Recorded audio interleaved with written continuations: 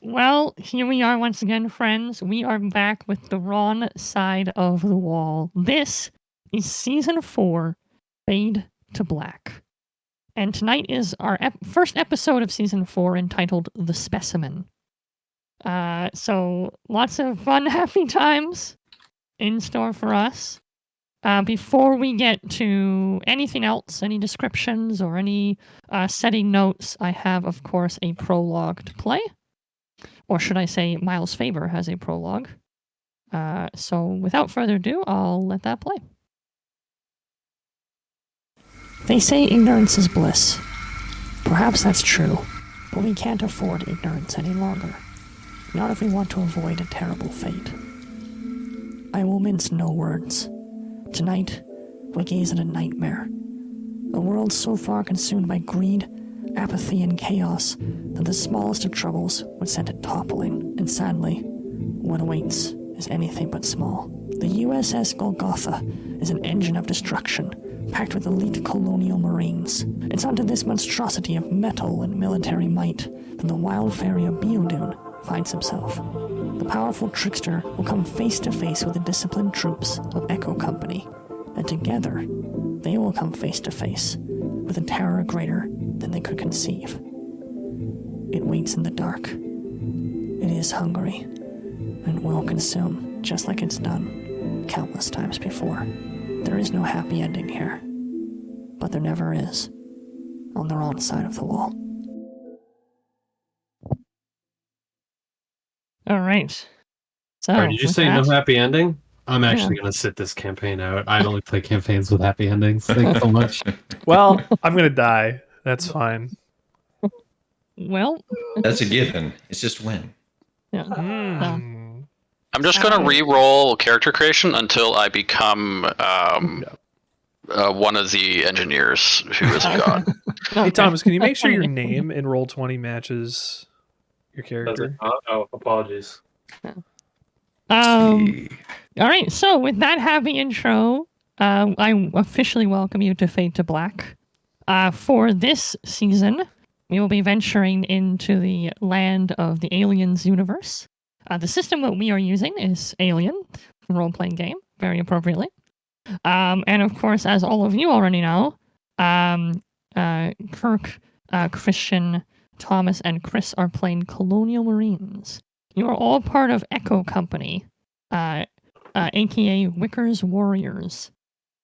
You are currently on board the US Golgotha, which is part of the 30th MAU, or Marine Assault Unit fleet.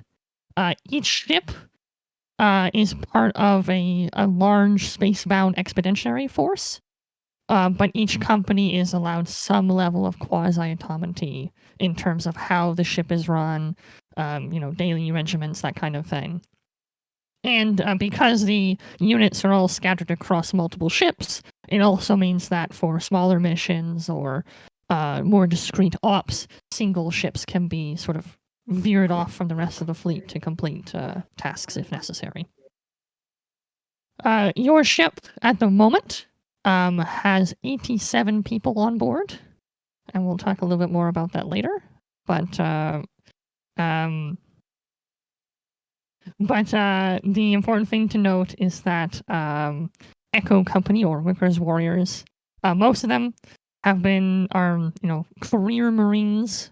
You personally have been with each other in this squad, your own squad, commanded by Sergeant Ramos Rav, for 2 years at this point.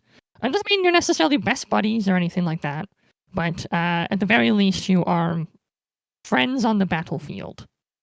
You've had each other's backs more often than you can count.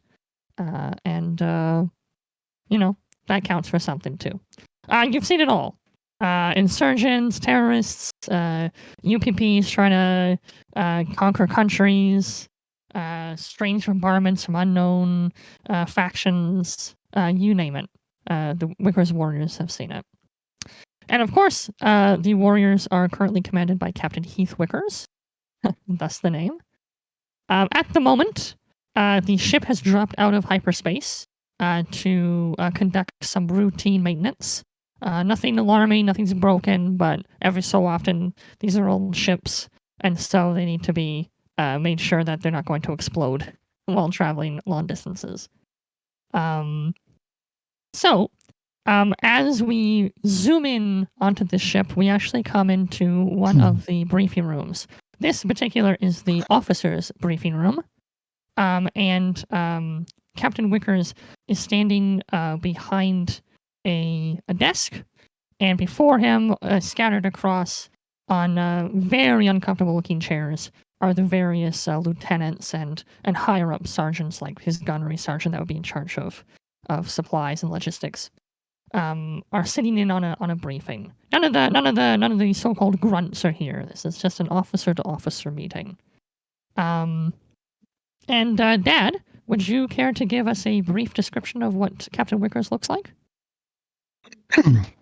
Sure, he's a fairly tall fellow. He's fairly distinguished looking. He's got sort of sandy colored hair, and it's sort of wavy, a bit wavy. And he's got a mustache, just a small mustache, and long sideburns. And he's looking every inch of the distinguished English officer that he is. Okay. So like I said, he has a couple of other officers scattered around him who are sort of talking amongst themselves. And as soon as Wickers enters the room, they all straighten up, and one of them gets up from his chair, stands straight as a statue, and yells out, "Captain on deck! Attention!" And the officers stand at attention as you enter. Good day, gents. For those of you new to the company, I'm your commanding officer, Heath Wickers. Welcome to Wickers Warriors. Our company motto is, "We get it done or die trying." Now then, it seems we're in a bit of a sticky wicket, which I'll explain later. Right now, you need to understand our rules of engagement, which are, 1, you can always act in defense of yourself, your teammates, or civilians. 2, you may engage a target of opportunity without permission. 3, for this mission, you are to consider your weapons free. Now, do you understand everything I've just said? The room resounds, "Sir, yes, sir." Good. Are there any questions? Another resound, "No, sir." Bloody good. Now then, as I've said earlier, I will explain the situation we're in. Captain Wickers produces an envelope from his tunic marked "For your eyes only" and proceeds to open it. As he does so, and starts to slip the first paper out, suddenly a klaxon goes off, the warning signal. It's loud and obnoxious, and the lights flicker as the emergency lights also come on at the same time and sort of blind a lot of the officers in the room from the overabundance. As everyone's sort of looking this way and that on what's going on, another soldier runs in through the main entrance of the briefing room and leans into the room proper. "Captain, there's been a crisis. There's a breakout in Specimen Lab 4. Captain Wickers turns to Lieutenant DeMarco and says, "Initiate lockdown protocol 4 and handle the situation." "Yes, sir, of course. It'll be handled at once." And Lieutenant DeMarco, who is olive-skinned, Mediterranean complexion. She has jet black hair down to her shoulders, kept extremely neatly, tightly pulled into a ponytail behind her. She looks to be early 30s. She turns on a dime and immediately zooms out of the room, heading to Specimen Lab 4 and the dark secret that is contained within. But before we get there, let's flash back just a few minutes. We'll pull the clock back ever so slightly as we come to a few other members of the USS Golgotha. As the officers of the ship are gathering to hear Wickers' briefing, somewhere else on the ship, wandering down a corridor, is a psychoanalyst named Dr. Chang, who is a guest aboard the ship, who has come on board to do a psych evaluation. You see, the squad has recently suffered a casualty. A Private Jason Molt was killed quite gruesomely in a recent insurgency uprising. Now, the insurgents were put down, and Marines die every day, but this particular death was pretty grim. Unfortunately, Molt fell into basically a wood chipper and was torn apart. And so, as per military policy, Dr. Chang is making the rounds through those who were affected to make sure that they are still fit for duty. If not, then obviously they would be given some sort of medical lead on psychological reasons. Chang is currently striding through the corridors of the USS Golgotha along with Sergeant Rav. And Kirk, as the camera pans to Sergeant Rav, would you mind giving us a brief physical description? Sure. Before I start, I did put everybody's names in the little thing in who's playing what, just so we remember. If I spelled them incorrectly, please let me know. Both your names and character names. Anyways, so Sergeant Ramos Rav is just your generic Agent 47 looking dude. A bit darker complexion as well. Probably say like West European. He has a completely shaved face and also a completely shaved head, and he constantly has this one cigarette just sticking out of his mouth, where it's kind of like in a perpetual burning state of him going to inhale it, but not quite. Stature-wise, he's about middle height, probably around 5'9", 5'10". Slightly bulkier build as well, and just wearing the regular fatigues of the Marine Corps. Gotcha. Awesome. Chang probably looks a little averted to you, smoking right in front of him, but he doesn't say anything. Just sort of does the crinkles his nose every time he has to turn his head towards you. So, you understand, Sergeant, that this is military policy. I know that Echo Company is some of the best around, and I'm sure your men are coping well, but we don't want any mistakes to happen on the battlefield. So if you'll just show me to each of your squad members, we can get this over and done with as soon as possible. As the two of you round a corner, Sergeant Rav and Dr. Chang come to it's not a very big room. Let's be honest. This is a very cramped ship. These Conestoga class vessels are usually set up to handle 50 people. This one has been rigged to handle 85. So, extra cryo sleep tubes had to be added in, extra galleys and living quarters had to be added in, extra bunks. So everything else sort of took a hit as a result. But we come to what must obviously be like the workout/exercise room on the ship. There's some free weights. There's a couple of best bench press areas. There's a treadmill, that kind of thing. Some skipping ropes, etc., etc. And as the two sort of step onto the sort of matted floor of this room, Private Andrew Spindell, having just finished a set, turns his head towards the duo as they enter. And Thomas, would you give us his description of Spindell, please? All right. Spindell, for the fact that he's a smart gunner, is amazingly small. The fact he was ever even brought into the Marines in the first place is sort of against the curve for him. He's probably about 5'5". He's definitely, he's not bulky. He's definitely got muscle to him. He's a Marine. He's strong, but he looks small. And he's got deeply sunken eyes, fairly pale skin. It honestly looks like this guy probably shouldn't have left the library.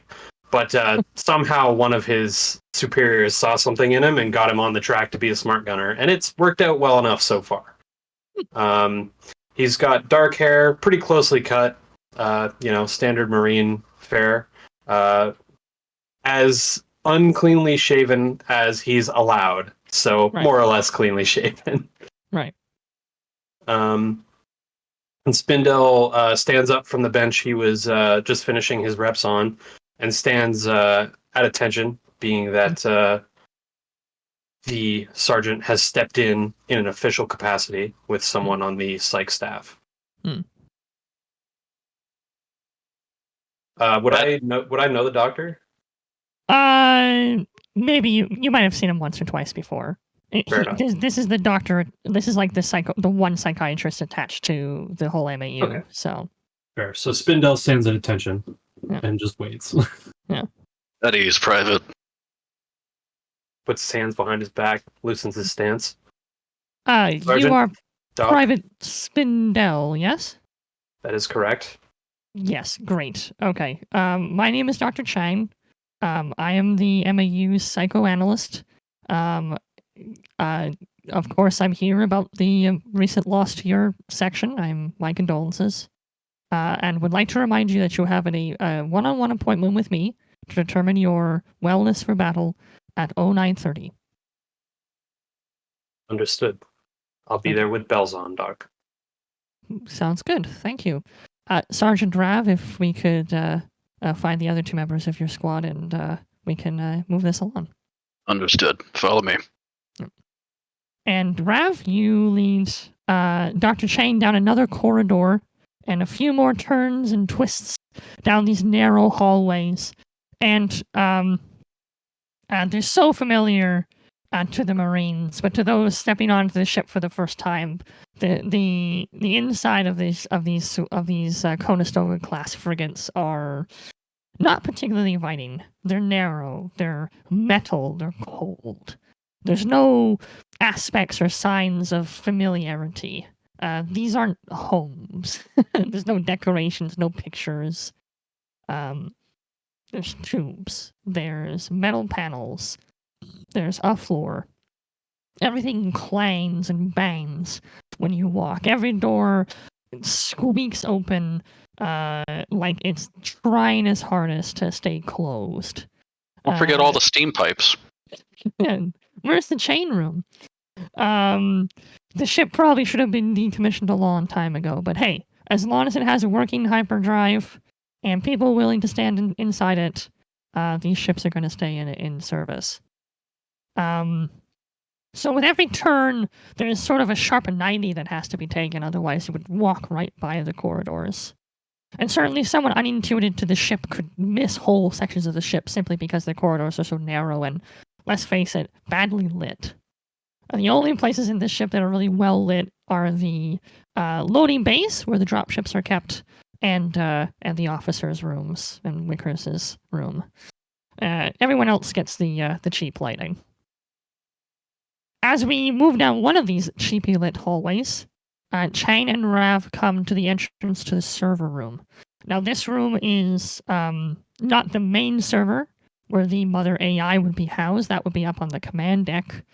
This is a server that would look after some of the electronic components, the lights, the shower monitors, the door sensors, that kind of thing. And inside, we have, of course, Private Jonathan Lone working away at one of the terminals. Chris, would you mind describing him for me? Lone's a spare older man, close-cropped white hair, neat goatee, long fingers, thin, almost cadaverous, doesn't really look like he ought to be able to muster the sort of strength the Marines called for, but he moves like a whipcord, quickly, suddenly. Every time he moves, it's a sudden jerk. And when he grips something, it suggests a strength that is like that of a madman clinging to the object of his obsession. The ends of his fingers are tobacco stained and yellowed, and you can see them tapping away urgently at the keyboard in front of him as he leans over, hunched in front of the CRT. When he does finally stretch out, you realize that he is much taller, longer than he might seem at first, hunching into the chair. Maybe just under 6'5". And he reaches up towards the ceiling with his limbs and sort of touches the edges of his tiny confines of the little nook he has in the server room here before going back to work. Oh, he's leaving me with the bloody... And it's not like they didn't have all the time in the world to put this together in the first place. And on the fly, it was when I'm expected to fix it. Private, attention. Oh, aye, sir. Have the doc here for you. Oh, good. Oh, so looking forward to this. Private Loan, is it? My name is Dr. Chang. I'm the MAU's psychoanalyst. You have an appointment with me at 10:30 to discuss your fitness for duty. Oh, goody. Please be there promptly. Oh, 10:30, did you say? Yes. We usually shoot and pool at that time. I suppose we could reschedule. I'm afraid it's non-negotiable, Private. Fair. See you then. You seem empty, Private. Here, take one. And Rav holds out his pack of cigarettes, kind of bumps it. One bless you, sticks out. Sarge. And time alone. Carry on.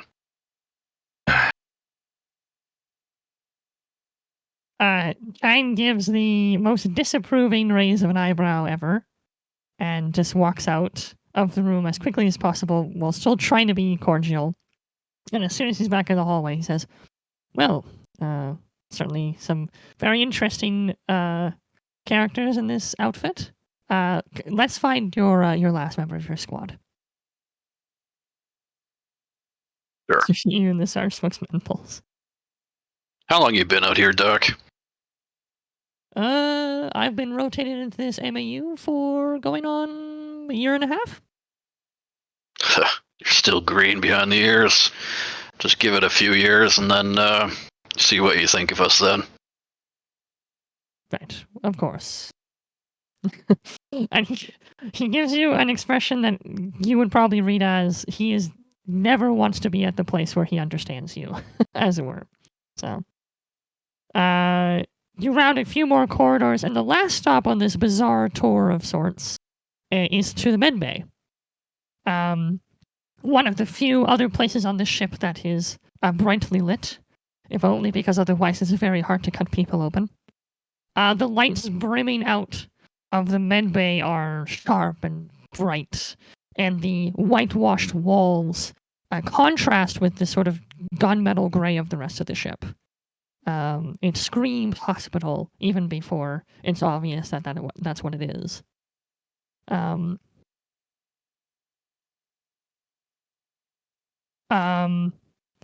Chang goes to reach forward and knock on the door when he hears a voice from within.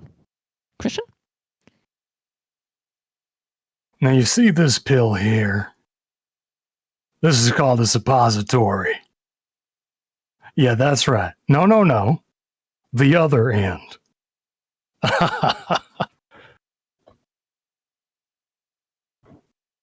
There's a groan of discomfort, and then a long silence before the door finally opens. And Christian, would you give us a description of Corporal Jesse Boone? Jesse Boone is a rugged man. He looks like he's been working in the forest his life, chopping trees. He's not necessarily stout, but he's got a hardy build to him. His hair is sort of held back by the mere sweat from his forehead. He wears a light sort of bright colored beard. It's sort of graying as we speak. He seems to have aged quicker than the number. of years he's been alive. Hmm. And he sort of takes the glove off of his hand. Right. Can I help you? Ah, Sarge, there you are. Out of character, would Christian's character be considered like a doctor? He's like an ambulance paramedic. Okay. I'm just trying to figure out if I would refer to him as Doc or not. He's not He's a like doctor. your crash team. I was not a more of a doctor, he's like- nurse. He's an EMS, yeah. Okay. All right. In character. Corporal, you got the doc here for a sec. Doctor. Corporal Boone? Hard at work, I see. Always hard at work. Chine relaxes in a way he hadn't with the other two privates. Of course, I'm sure you're aware that I'm here for your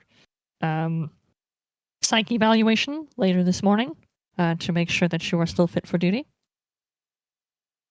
We have to. Yes, it is military policy. What time you need me? 11:30. 11:30. God damn. All right. 11:30. Yeah, just get it done and be on with yourself, as it were. No need to tell me twice. All right, 11:30. 11:30 it is. Well, Corporal, I'll let you get back to your work. And he turns to Sergeant. Well, I think that's everyone. So, and then 11:30. we catch up to the klaxons that Wickers and the command staff heard. Funny you say that because I'm eating ketchup chips. Aha! Wait. The klaxon Incredible. goes off, and the lights dim and switch to emergency lighting. The sirens are blaring and loud, amplified by the metal floors, the metal ceiling, the metal hall. Chain, obviously, definitely not accustomed to being on a ship, period, let alone one with warning sirens going off, actually goes for his ears. Goes, what he Doc, go to your quarters. Okay. He knows better than to. He actually ducks down and sort of crouch runs down. Don't the stop for hallway. anything. Go to your quarters. We'll call you when this is done. Yeah, and he's gone. He's around the corner. After you, Sarge. Doris, let's grab the others, see what's going on. Rav and Boone, as you come back down the corridor, Lone and Spindell have come out of their respective doors and are sort of looking down the corridor, obviously alerted outside by the klaxons, which are impossible to ignore. What? Couldn't hear you. The klaxons are just general warning sirens. There's no announcement saying what's going on for No. anyone that hasn't heard. No, it's just like a wee, wee, wee kind of thing over and over again. So, and there's you know how like the ambulances have those like rotating lights on the top? There's like special lights on the ceiling that are like flashing. The yellow lights are on right now. Yeah, exactly. We would have a protocol of where to go to figure this out, though, right? Yeah, absolutely. You would if it was a siren like this in particular, the usual order would be to return to your quarters. Like this is like the lockdown siren. Mm. So, you know, if you were like in high school and you got that siren, this is like the turn off all the lights, hide on your desk kind of thing. And So- hope they don't shoot you. But anyways, one way or the other, all of you have sort of wandered into the same general corridor as the klaxon goes off.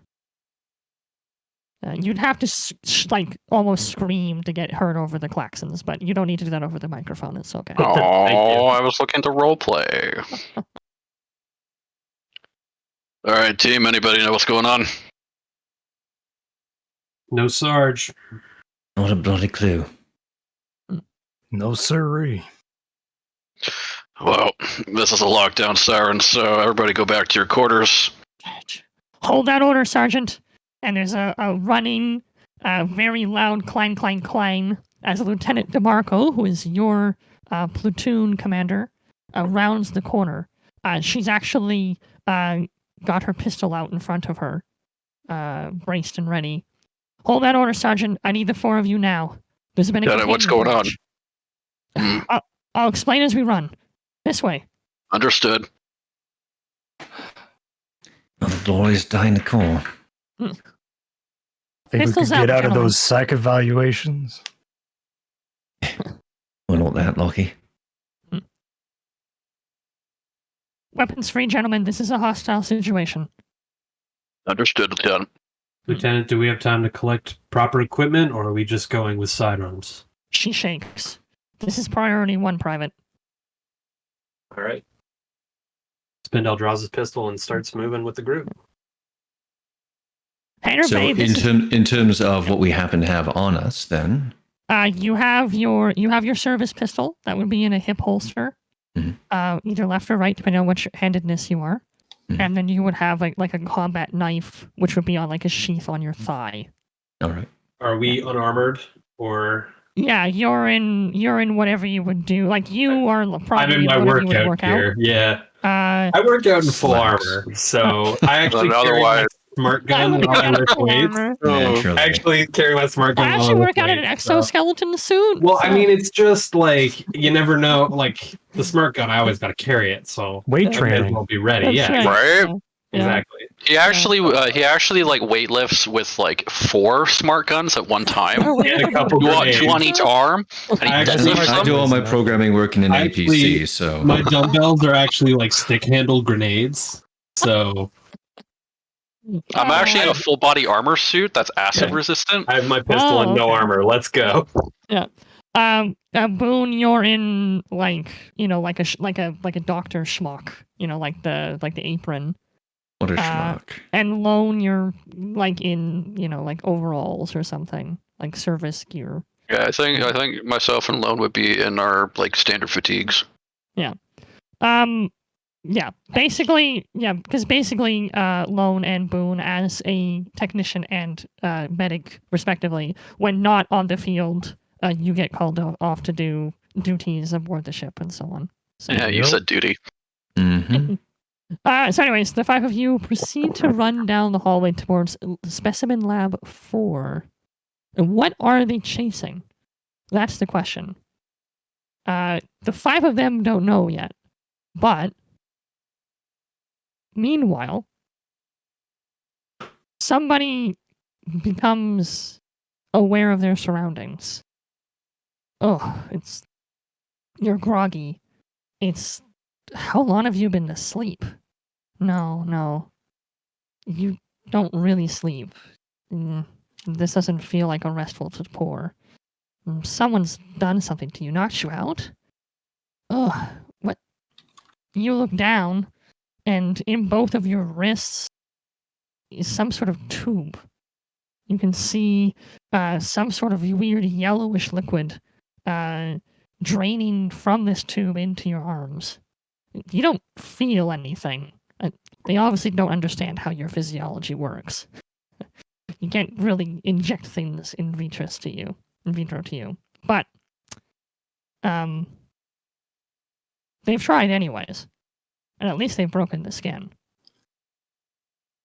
Then you realize that you're not standing or sitting. You're sort of suspended. Yeah, you're in... it feels like Jell-O, but it's clear, completely transparent. Because of that fact, as you start to get accustomed to the very dim lights in the room, you realize that you're surrounded in some sort of glass. Glass or transparent plastic. You can see huge monitors, strange, rusted terminals all around you. There's a single person. They're covered in the very dim light and shadow of the room. They're facing away from you. Their backs to you. They're punching away at some sort of terminal.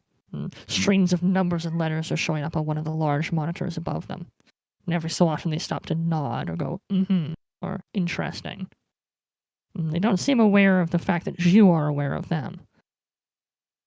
And Biodune, as you come to full consciousness, it's obvious what's happened to you. You've been put in some sort of tube.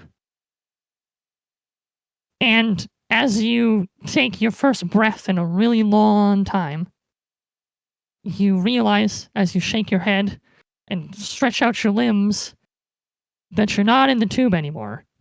Now you're sitting on the ground next to it.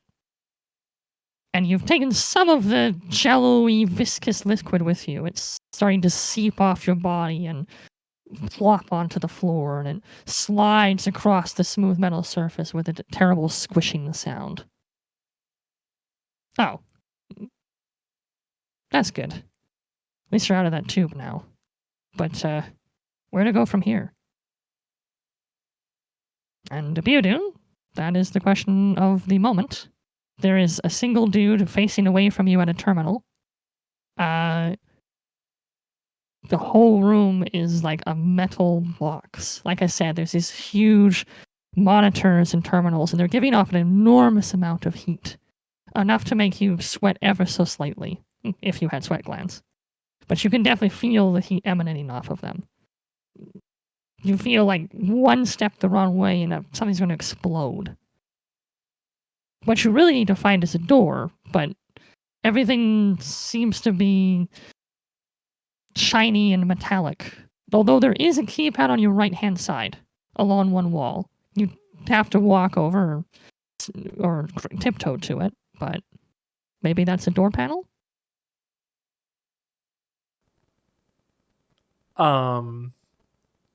Okay. There is one guy, and he's furiously typing away to keypad. Yeah.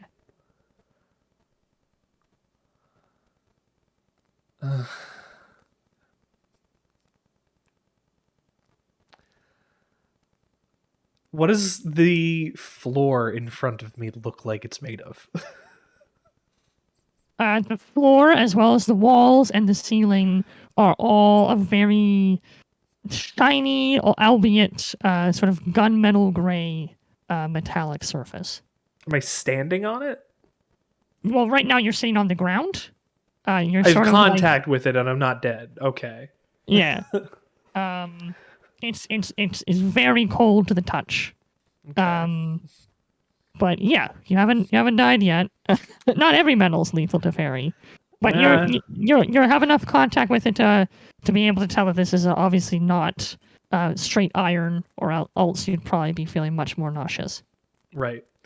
Well, I gotta check first. I want to see how I feel stepping even around in this place. I think Dune would take a. Actually, you know what? Before we do that, I think we have to describe him a little bit. I think that'd be a good idea, huh?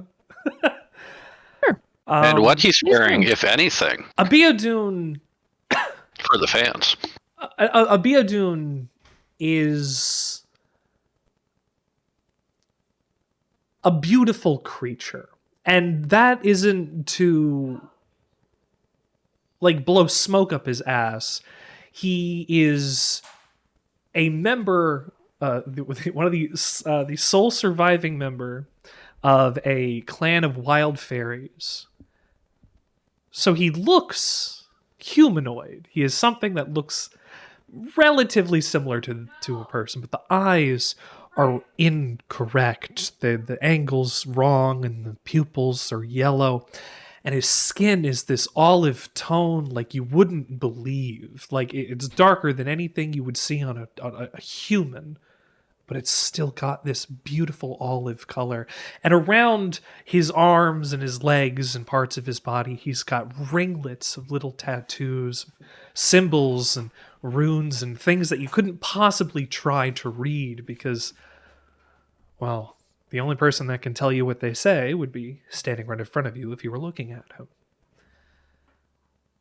Currently, he's also completely naked. Yes. I don't think a doctor would be able to put you into a tube for medical observation and have you still keep on your leather jacket and denim pants. So likely he had to have been completely stripped. And due to that, you can see more tattoos on his lower half. He's very muscular, very, very tight body. He looks like he could possibly punch through a person, but his demeanor would say otherwise. And strikingly, besides the yellow pupiled eyes, he has pointed ears and two beautiful horns that protrude about 2-3 inches, 4 inches, 5 inches, something like this. If you look at my camera, you can kind of see about this high curved horns up on either side of his forehead, and flowing raven black hair behind him. And every aspect of him in this pure form is beautiful and elegant and completely, utterly alien and frankly terrifying to look at on the first go. So when Abiadoon walks across the floor over to the man typing at the keyboard and says, "Hey, yo, dog, what the fuck is that thing?" He turns, holy shit! How did you get out of the... Whoa. Hey, The guy look, fumbles out his belt relax. and pulls out his pistol and points it towards you, but he shakes. Stop! Get back! Every time I wake up in a world, somebody pulls a fucking gun on me. What is wrong with you? Yeah, he reaches behind him and slaps on him, slaps a button, and the klaxons go off. Oh, God damn it. It's 2 seconds, then already the police are coming. What happened? Where am I? What is going on? Who are you? What are you doing to me? He backs up to the terminal and just raises the gun and just says, "Get on the floor, Specimen 117." Look, if I was gonna hurt you, you would probably be hurt. You're not hurt yet. You're fine. Put the gun down. We can talk about this. Because I don't know how much that's actually going to do to me, so it might be completely useless. You might as well talk. The doctor starts lowering the pistol slightly, and snaps his hand to a receiver in his ear. Dune teleports over to him and pulls his hand away and holds it at length. And he grabs the other hand with the gun and holds it above his head. Oh, nice. In panic, the scientist shoots but hits the ceiling. And the God bullet lodges damn in it. You just look. This didn't have to be like this. You could have put the gun down. You didn't have to talk to anybody. You didn't have to hit a button. I just wanted to know what was going on. Where the fuck did I come from? Security's going to be on their way. Oh, you're a son of a bitch. Don't shoot me. And he drops his arms and just walks back over to the tube. Look, I'm going to find out one way or another. Thank you for being completely useless. And he turns around, sits down as he was before, and crosses his arms and waits for security to show up. The doors a moment later slide open to the lab, and Lieutenant DeMarco leaps forward slightly into a lunge onto one knee, and drops in a crouch and sweeps the pistol across and says, "Down on the ground." Oh, he's down on the ground. Yeah, Buster over there already tried that. Good work, technician. And she nods at the dude who's shaking in the corner. Uh-huh. Squad, weapons trained on the Specimen. Could I have pants? Could he please have pants? I would love some pants. Did Request we for pants? did It's we so know hot about in this? here. Did we know about this guy, or was this like a No. secret thing? None of you knew there was someone who looked like this on the ship. Jesus Christmas, you guys are decked out in so much stuff. It is broiling in here. The bloody hell are you? Don't worry about that. Where am I? Lieutenant, were you aware of this guy? Yes, Private. I'll explain everything to you later. Specimen 117, you are on board the USS Golgotha. This is a property of the United States Colonial Marine Corp. My name is Lieutenant DeMarco. None of this helps me. I hope You're on a ship. Yeah, clearly I can get that much. I've seen movies like Now I feel like I should have known about this. Yeah, it's above our pay grade, unfortunately, Private. Oh, cool. We all don't know about this. That's great. Thank you very much. All of the officer staff were made aware of you. You were found on a derelict station 3 months ago. You've been in cryostasis ever since. 3 months. Recently, there was pressure to find out about you, but we had orders not to bring you awake. So you've been in an induced coma for a further 3 months. I'm not entirely that sure 6 how months? you get awake. She nods. Wow. Janet, what are your orders? He looks a little choked up and sad at that thought.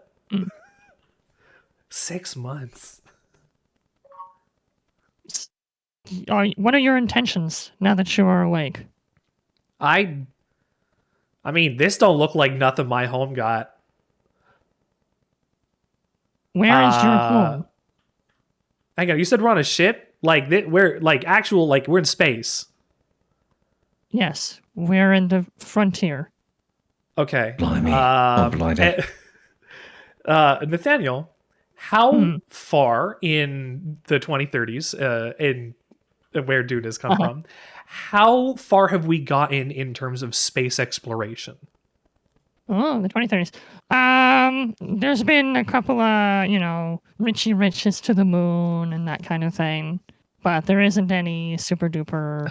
A Richard Hey, Branson. Yeah. Richard, we're 7 years away from 2030 right now, so just look ahead 7 years. I know. Gotta remember but that the world you came from also went through a pretty significant semi-apocalypse with the U.S. bombing itself out of existence. You're correct. And, you are and correct. we're at this point we're just looking to get somebody landing back on the moon again, let alone Right. anything else. Hey, Yeah, look, so I figured I would check just in case, because maybe Dude no, would of know course. something that I don't. That's a great question. Okay. Okay, so if we're actually in space right now, that means I'm way far from home.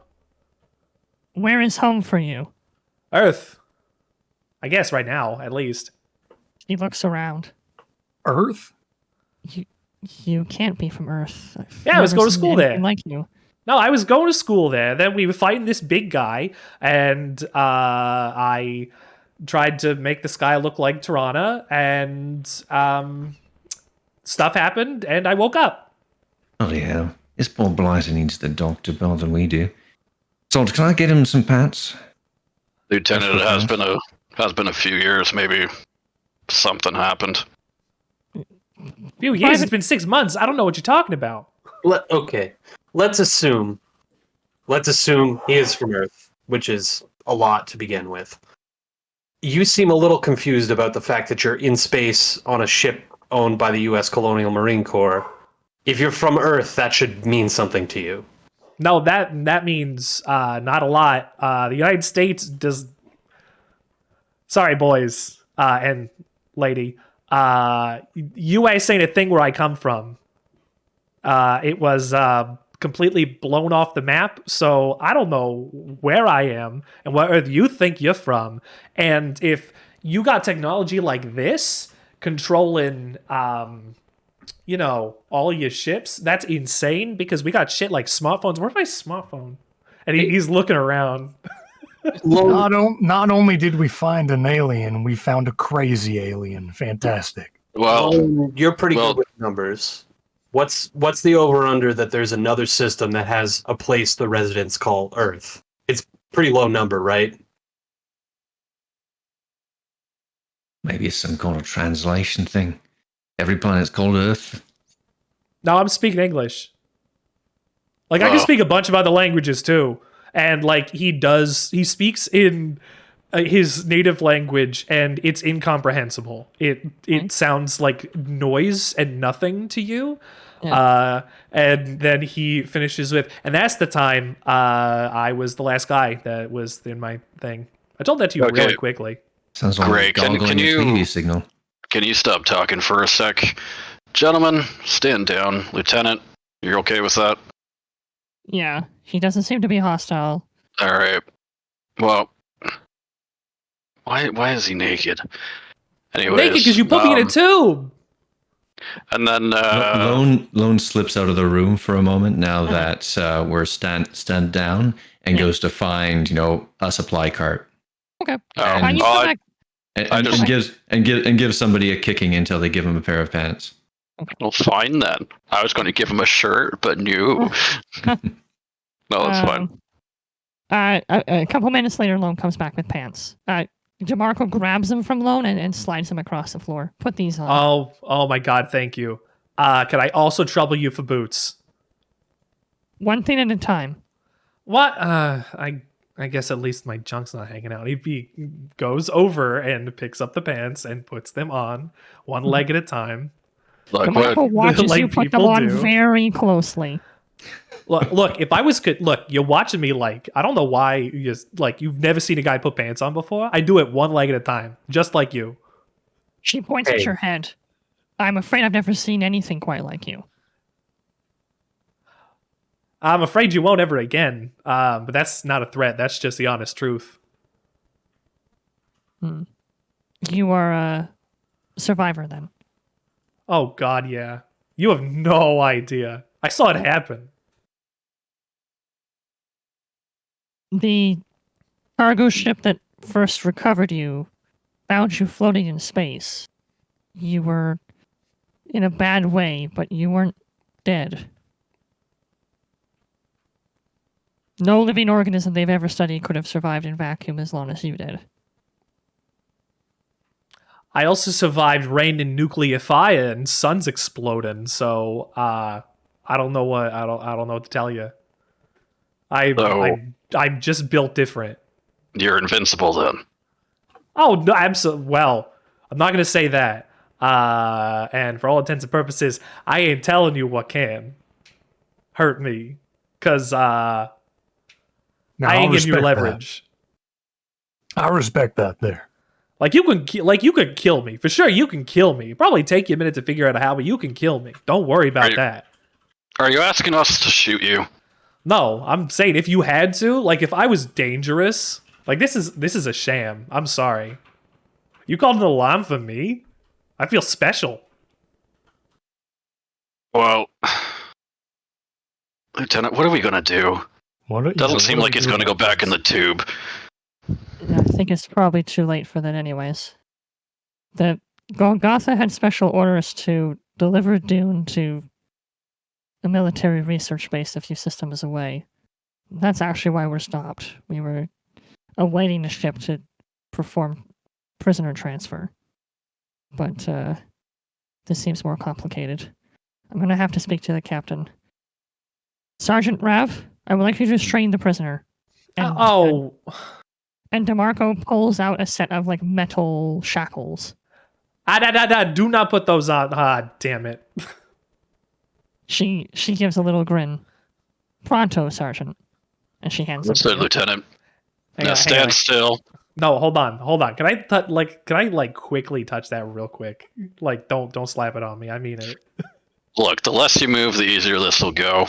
Oh, if you do resist, I'm gonna have to hold you down. Damn it. Jeez. And he puts. You want the front or the back? I can turn around. Turn around. Oh, damn it. And he turns around and puts his hands back. You know, this isn't the first time this has happened either. The shackles go on and they singe. Dune teleports a foot in front of him, leaving the shackles behind. DeMarco pulls back out her pistol. Oh, and I go my for God. mine too. Mine was God. unholstered, so I'm just pointing it. I told you damn it. not to move. You do that again. No. You literally can't do that to me, or I may die. It seems we found something that kills him. Hang on. I am an asset. You were doing science on me. I am an asset. If you kill me, whatever boss you got's probably going to be mad. And if that's the government's going to be mad. And you do that movement thing a lot. He does it a few more times in succession. He's basically just bouncing left and right a couple times. Oh, I could do this all day. Look, Lieutenant, it doesn't look like we can restrain this thing. Thing? So I grab. Person. I got rights. In character, I grab his arm with my own hand. Takes his belt off and passes it to the sergeant. Perhaps if we can physically restrain him or hold on to him. That guy's got the bell. I'll do that. I'm fine. Look, clearly the restraints don't mean anything because I can just get out of them. Just lead me where you want me to go. Like, I mean, you can put me behind a door, but like, it's not going to do anything. I can't get out. I'm not a threat. DeMarco Private, waves at, put your belt back on. yeah, DeMarco waves at Spindel to put the belt back on. Like, Don't worry clearly, about it, like, Private. so I didn't mean to outplay you here, but it is how it happened. I mean, it was just those pants don't look like they fit you very well, so No, they really don't. take the belt. Fine. And I'm sure we can find you something else to wear. It's probably pretty cold in here. Yeah, and I would prefer not to have what happened with the handcuffs again. And he rubs his wrists gingerly. Very well. Then you'll have at least a few people accompany you unless other orders are given. And then he looks at the lieutenant. If for any reason you do evade either of us, we will open fire. Understood?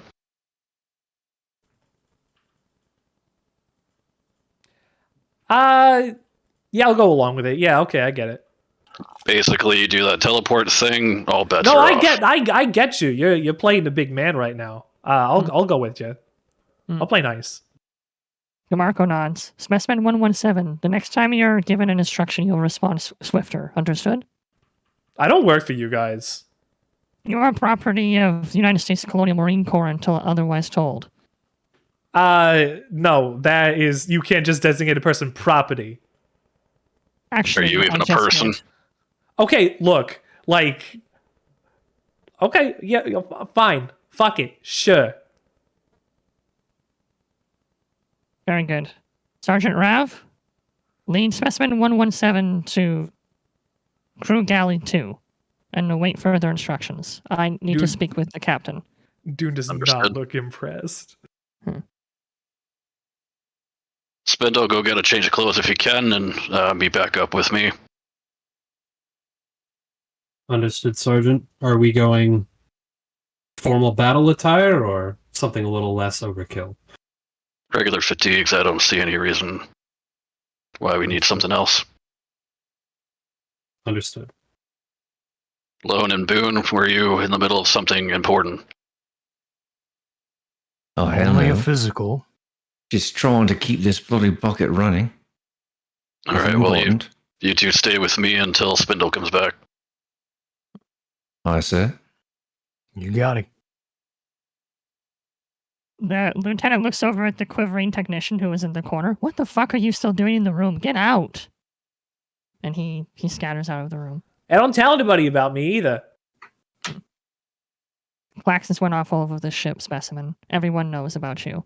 They don't know I exist. They know something was here. It could be false alarm. The Oh, instant no. they see you, they'll know you exist. Oh, hang on one sec. And Dune puts a hand like from under his face to above his face, and he takes yes. his appearance That's from being an elf or a fairy to human as it happens. I'm a guy. Ears and everything? Like everything? Ears and you know, everything. Full humanish? glamour. Okay. Full glamour. Right. Does he look like super generic person that would blend into a background, or is he very distinct? He looks like his physical like fairy self. His ears are Minus normal the- and yeah. his horns are gone and his Right. his eyes look normal. It's true, it's Otherwise true. his features are Yeah. human. Okay. Right. It's his build without the fairy aspects. Gotcha. Well, that's rather handy. Can you do that with clothes? I can, but I prefer to actually wear them. Interesting. The handcuff nonsense is a little more dangerous than you think, dependent. Interesting. Now I understand why the science team was so interested in you. Do you have a name? Yeah, do you want my Christian name or what I like my friends calling me? You have to be a smartass. Oh yeah, it's part of my character. Just answer. Well, Abia Dune is where I come from, but my friends do call me Dune. So take your pick. I If see. you call me Dune, we're gonna be friends. A Beodune, then. Sergeant Rav, take Private Abiodune to Crew Galley 2. I've been conscripted. Oh, that is unfortunate. Shit, mate. That hits me where I live. There's a bunch of extra faces on here, more than normal, so you'll blend right in. Boone, Oh, this Spindle. sucks. Oh, I didn't Whoa. sign up for this. Boone, Spindle, Lone. Don't think this gets you out of your psych evals. I still expect you to meet with Dr. Chang at your times. Spindel's already gone. ILT. He's busy. He Yeah, doesn't right. he doesn't know he still has to go. Crazy. He's got to get pants himself. That's right, he's got my big fan. 11:30. DeMarco God hasn't turned damn. around, so he doesn't know that you've left. She's 11:30? her eyes are locked on You Dune. lucky blackguard. Lieutenant, anything else? Like I said, DeMarco's eyes are like locked on Dune's. Like she's like doing like the first to blink kind of thing. Dune can make himself look like he's not blinking. Exactly. He Obviously, told me he doesn't know could that. bloody well not reschedule. So she kind of hawk stares until she eventually blinks, and she kind of just shakes her head a little bit at her own sort of weird defeat. Because, no, that'll be all, Sergeant. Carry out your orders. Okay. I'll be with the captain. Sergeant salutes. Mhm. All right, Lieutenant, rest assured, he won't leave my side. You better not. Have a good one, Lieutenant. She doesn't reply to that. She spins and walks out and goes down the opposite way from where Rav starts leading you. Do I got a salute too? He looks over. do I got a salute too? You're now private of the Colonial Marine Corp. That is bull honky, my guy. You show respect to your superior, or you will be court-martialed. And you should especially show some respect to a lady. That too. Oh, I didn't see Yeah. any of those in here. Yeah. I'll show respect to a lady when I didn't wake up in a tube 15 minutes ago. Look, the lieutenant doesn't deserve your sass. You got, like, literally, I woke up 15 minutes ago and you already got me working for your ship. Great, I woke up 36 hours ago. What's your deal? I was never from here. Spindel slips back into the room. This is all That's really not, you fascinating can't, and you, stuff. you can't do this to me. You can't do this to me. Look, okay. Like, Not the bad- I've seen movies that do stuff that you guys do. It don't turn out good. I don't want to be Okay. part of this.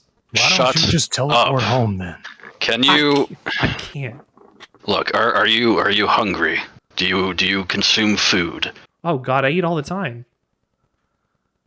Then let's go to the galley and we'll go from there. I'll show you what we got in store. Unfortunately, a lot of it is rations. They have some I've cornbread, eaten though. worse. I have even worse. Yeah, that's fine. It's either that or you go starving. Not my problem. Oh, I can go without food entirely. Just I like to eat.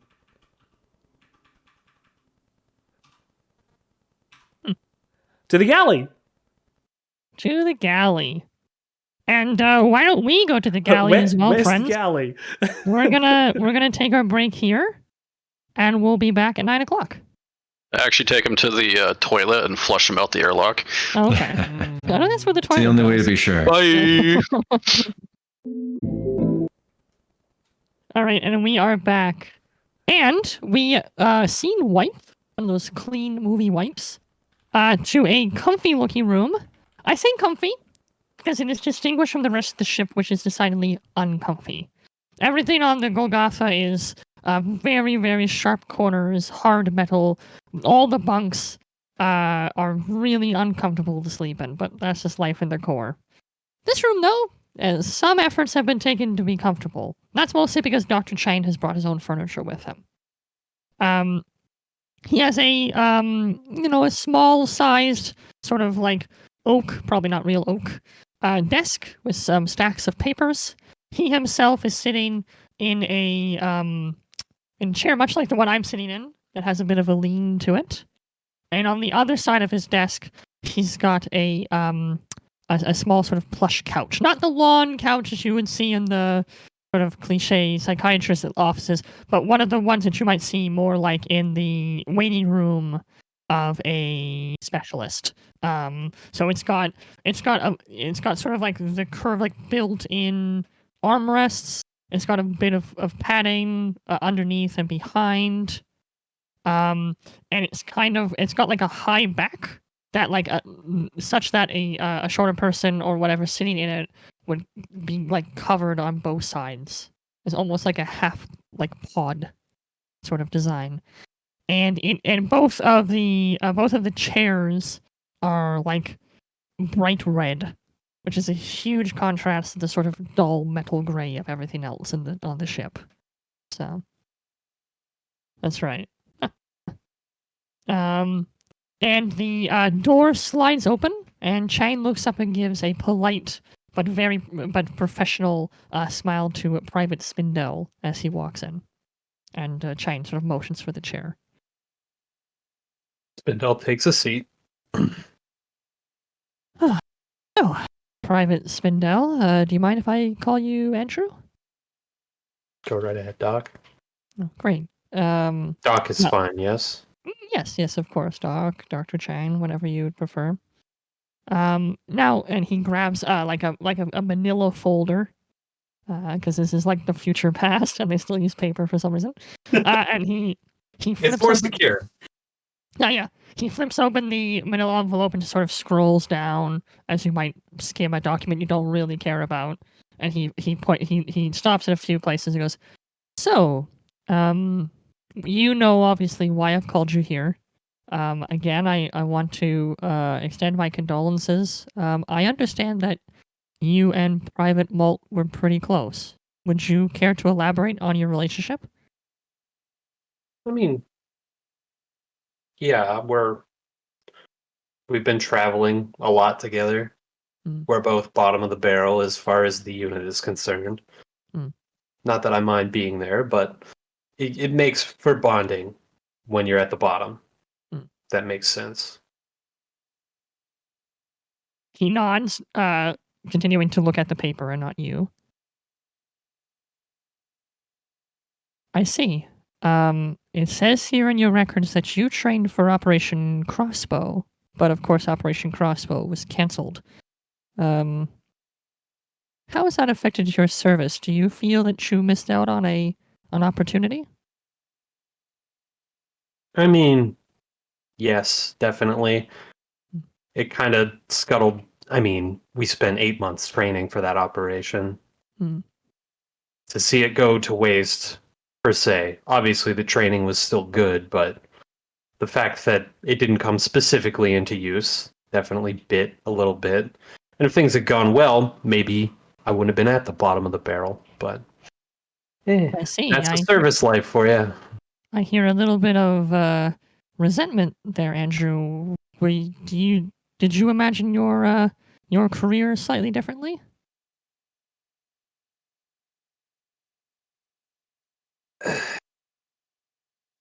Look, I don't have people at home. I signed on for a bit of action. No one would miss me if I was gone. To be honest, my whole career has been mostly training and flying far away and doing nothing. All right?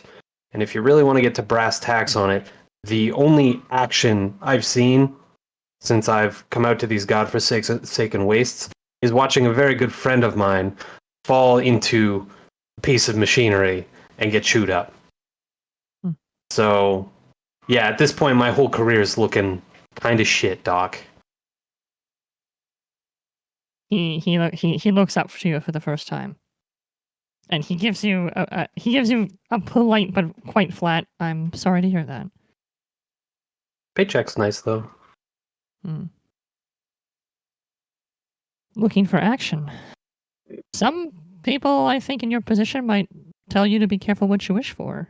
I know a lot of Marines who sign up and are quite happy to spend their 5-year tour, as you say, doing not much of anything.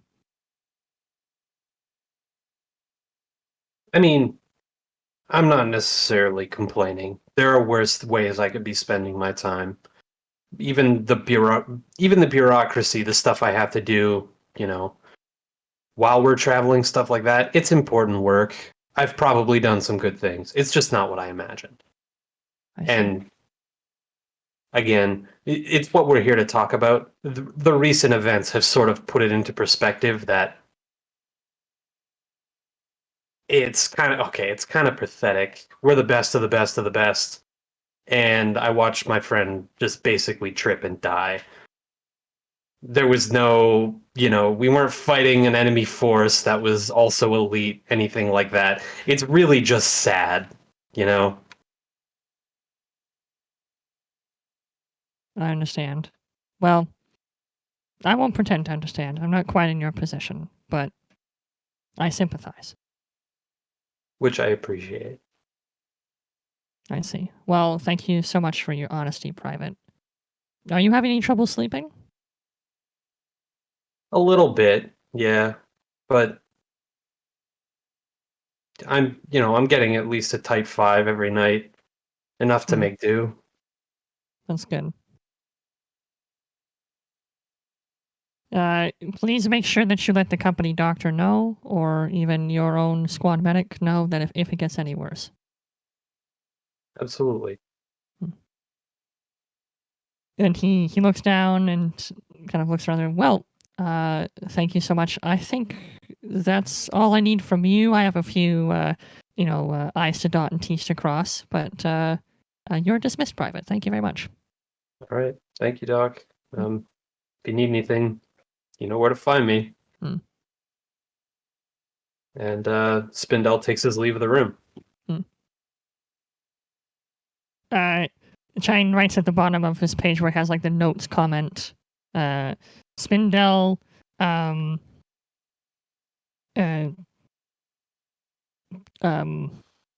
my god, I've forgotten the words.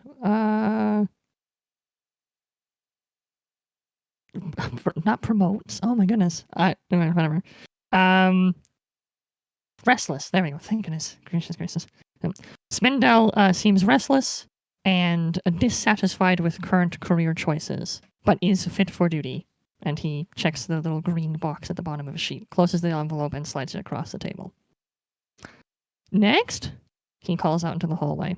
But before we get there, we will scene wipe back to Sergeant Rav and Dune. Lone and Boone, you have... I didn't realize how many people we had that rhyme. Lone and Boone, you have tapered off. You've both gone back to what you were doing before the warning klaxons went off.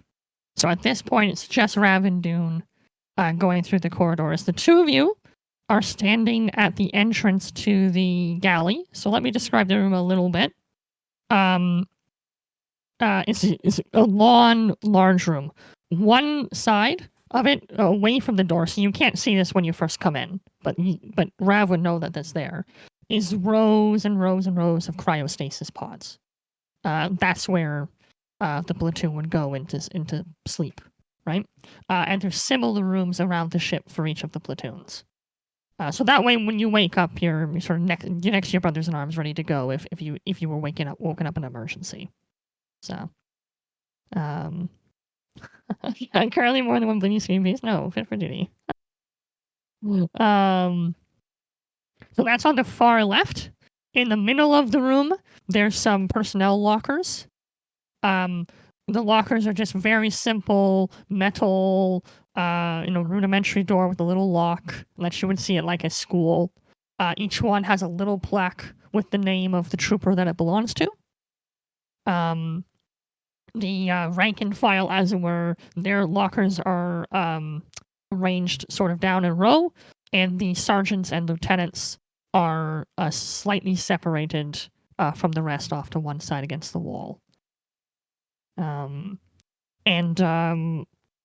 of the lockers are in disarray. Some of them are really well kept. Some of them are like hanging open as the two of you come in. You can see like little bits of like lunch that someone took from the cafeteria and shoved in their locker for later, hanging out, and people have loose clothing or whatever sticking out of the cracks.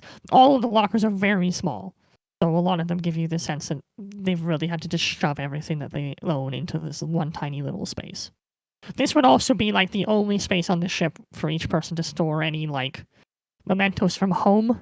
So if anyone has like a picture of their folks kind of thing, that would be taped in their locker kind of thing. This is like your one spot to store things in. So, Officer Skinlock is anything lower against a shoe cubby. Should I go for a cubby? And then on the right-hand side, There's a very simple metal table with some very uncomfortable metal chairs around it, which is obviously like the dining table. And there's like a little cafeteria-style lawn table where obviously someone would stand behind and serve out the food. Like you can see setups for serving trays to be inserted. There's like a little jar of ladles. Nobody's there right now, but that would be what would be going on during lunchtime or breakfast or whatever. And as Sergeant Rav certainly could attest to, the food looks about as appetizing as the chairs look comfortable. So, at the moment, there's a couple of people, or I should say there were a couple of people in the galley, but DeMarco told them all to get lost as Rav and Dune round the corner so that Dune wasn't getting accosted by random people going, what? Well, he's glamored though, right? So, yeah, even I so, made it look like I'm even wearing some I'm clothing, unless I've gotten clothing. I'm aware, but Beodune still looks like a person they've never met before. Correct. Fair. Yeah. Oh my And everyone god, on the transfer student! Yeah. So DeMarco's made sure that Rav and Dune are alone in the room as you round the corner and look in. Rav, as for you, DeMarco has given you sort of orders off to the side. Actually, I'll just do it in character. So this is at some point, Dune's been sort of pulled away from you, and DeMarco's pulled you aside. Sergeant,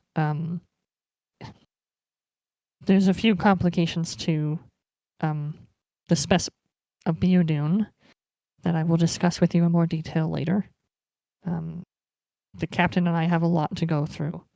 And for the time being, your standing orders are to try to make a Beodune feel at ease and comfortable. I'd like you to give him a tour of a few places. Start with the galley and the crew lockers. Take him to see some of the loading bay, the hangar bay. And then when I tell you, I want you to bring him to the captain's quarters. The Captain Wickers will need to see him for himself. However, and her voice gets lower, Sergeant, I would like you to try to get as much information out of Beodune as you can. Specifically, I am very curious to know what other talents he might be hiding from us. We already know that he can move. See if you can find anything else about him.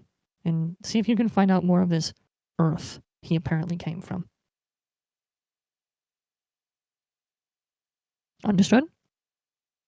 Understood, Lieutenant. She nods at you. Keep me posted when you hear something. Out of Yes. character, Nathaniel. Yeah. Am I able to hear this conversation with my senses? Yes, absolutely. You heard every word. Ah! But Rav and they were like, I'm talking loud for the sake of all of you, but the two of them were practically whispering in each other's ears. No, yeah, I just wanted to you- be clear. No human would be able to pick it up, but Dune, you heard every word. Excellent. DeMarco just sort of like gives you like a feel on the shoulder and just goes, I know I can count on you, Sergeant. Carry on. And she turns and leaves. Give her a quick salute and turn back to Dune. All right, well, Private Dune, welcome to the galley. Not much here, but you got your measured rations already. If you are hungry and you need to eat, go ahead and grab one serving there. Otherwise, save it for somebody that needs it, like myself. Well, I've been awake for about 20 minutes. I'm going to go get myself some food so I can get my bearings. Maybe you can actually, be a nice guy and tell me what's going on over here. Get your food, we'll sit down, and then we'll chat from there. All right. Dune goes and gets some food. Yeah, so Yeah, Call it food. my character does the same thing, just goes through a couple of the cupboards. All right, Dune, well, that's where you get the... Oh, you're calling me Dune. It's just so much easier than a Beodune. Oh, believe me, that's why I do it. Plus, I'm not one for politics most of the time, but whatever. Anyways, yeah, that's where you can get that. over, and the other one is where you can get some cups, plate, whatever you need. The water is just on the other side of the room, and you're good to go. And then Rav grabs his stuff and sits down and waits for Dune. He grabs some stuff and some other stuff, and goes and sits down with you. You know, this wouldn't be the first time I was like imprisoned in a place. At least here I get food. Well, I don't know what your situation is. I didn't even know you existed before I walked into that room. Buddy, I don't even know what my situation is. And he takes a bite of breakfast.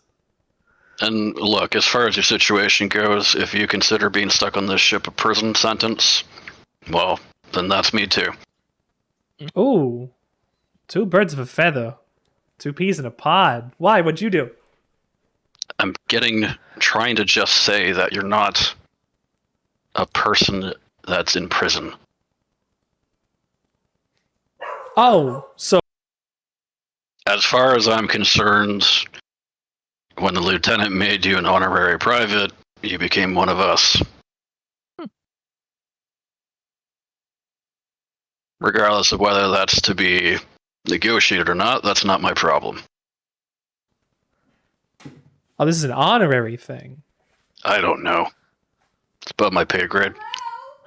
Ah, it's one of these situations. Yeah, it's gonna be less able for you to actually do anything about this situation, and well, you got your own orders to follow.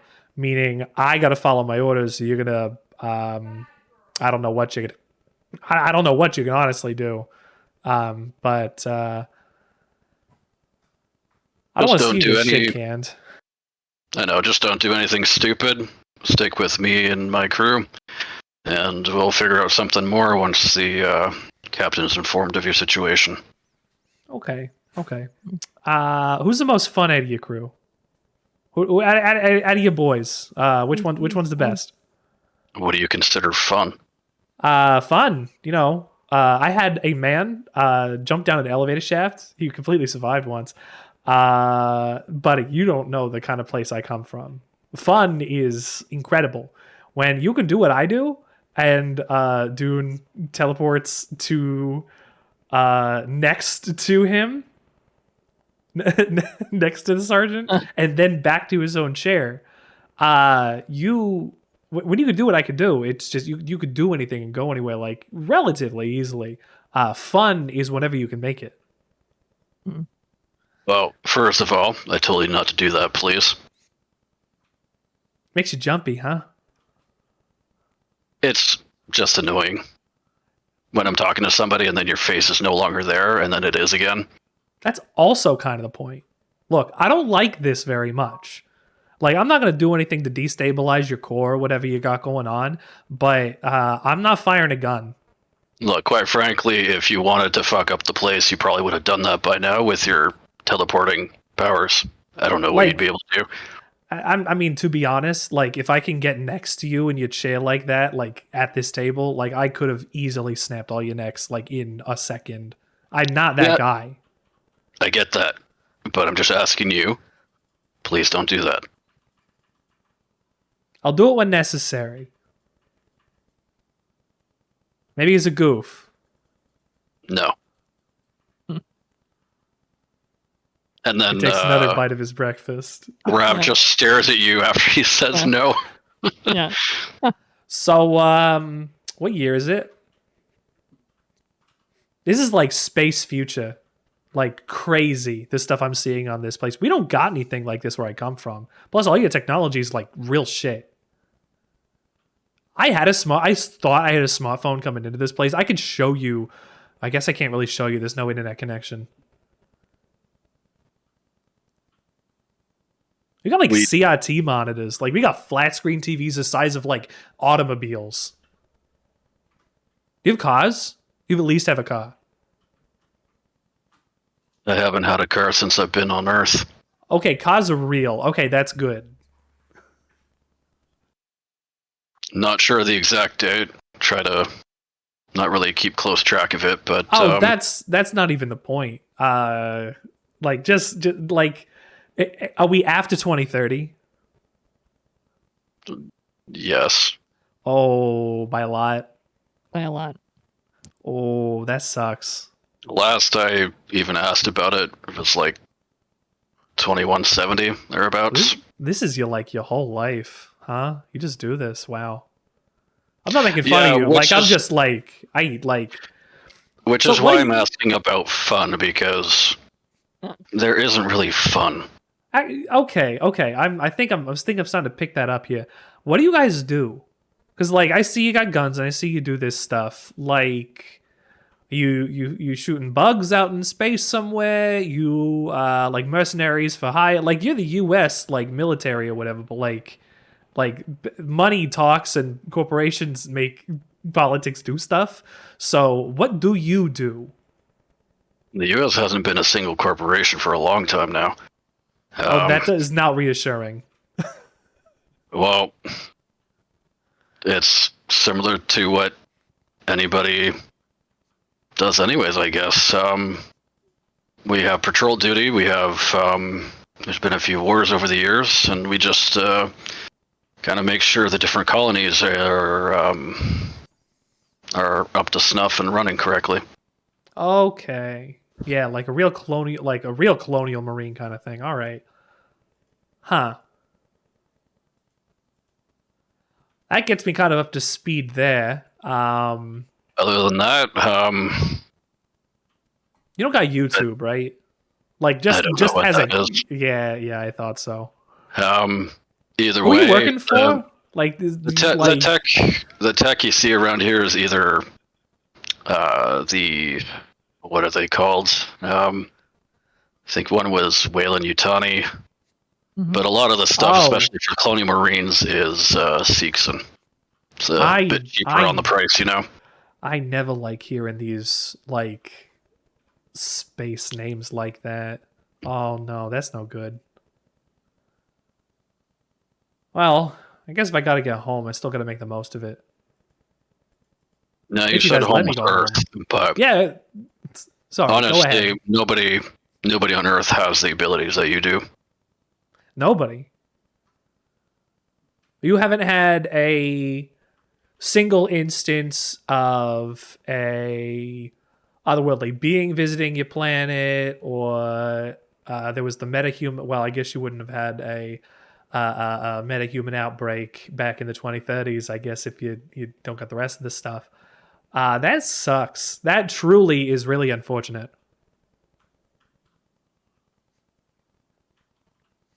Well, Earth is populated by humans, and as far as I'm aware, the colonies that we have are all human and haven't really found any other life forms yet.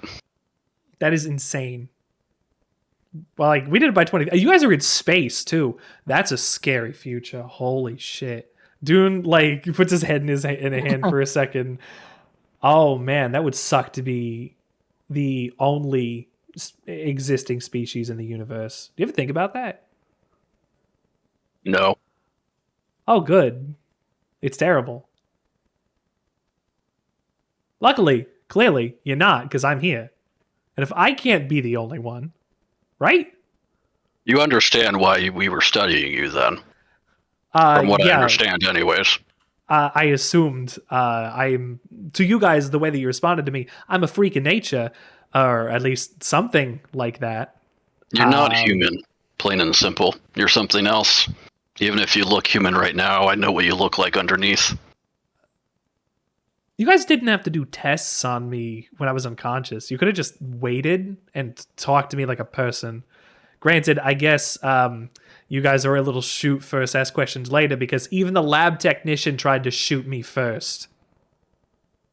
Why does the guy who runs keyboards get a gun? Because it's standard issue on a military vessel. Of course, these are standard operating procedures. Yeah, Oh. that's the thing that'll get people killed like me. Well, you know, if I could... I don't know if I Hey, got killed by bullets. I got a question for you. Shoot.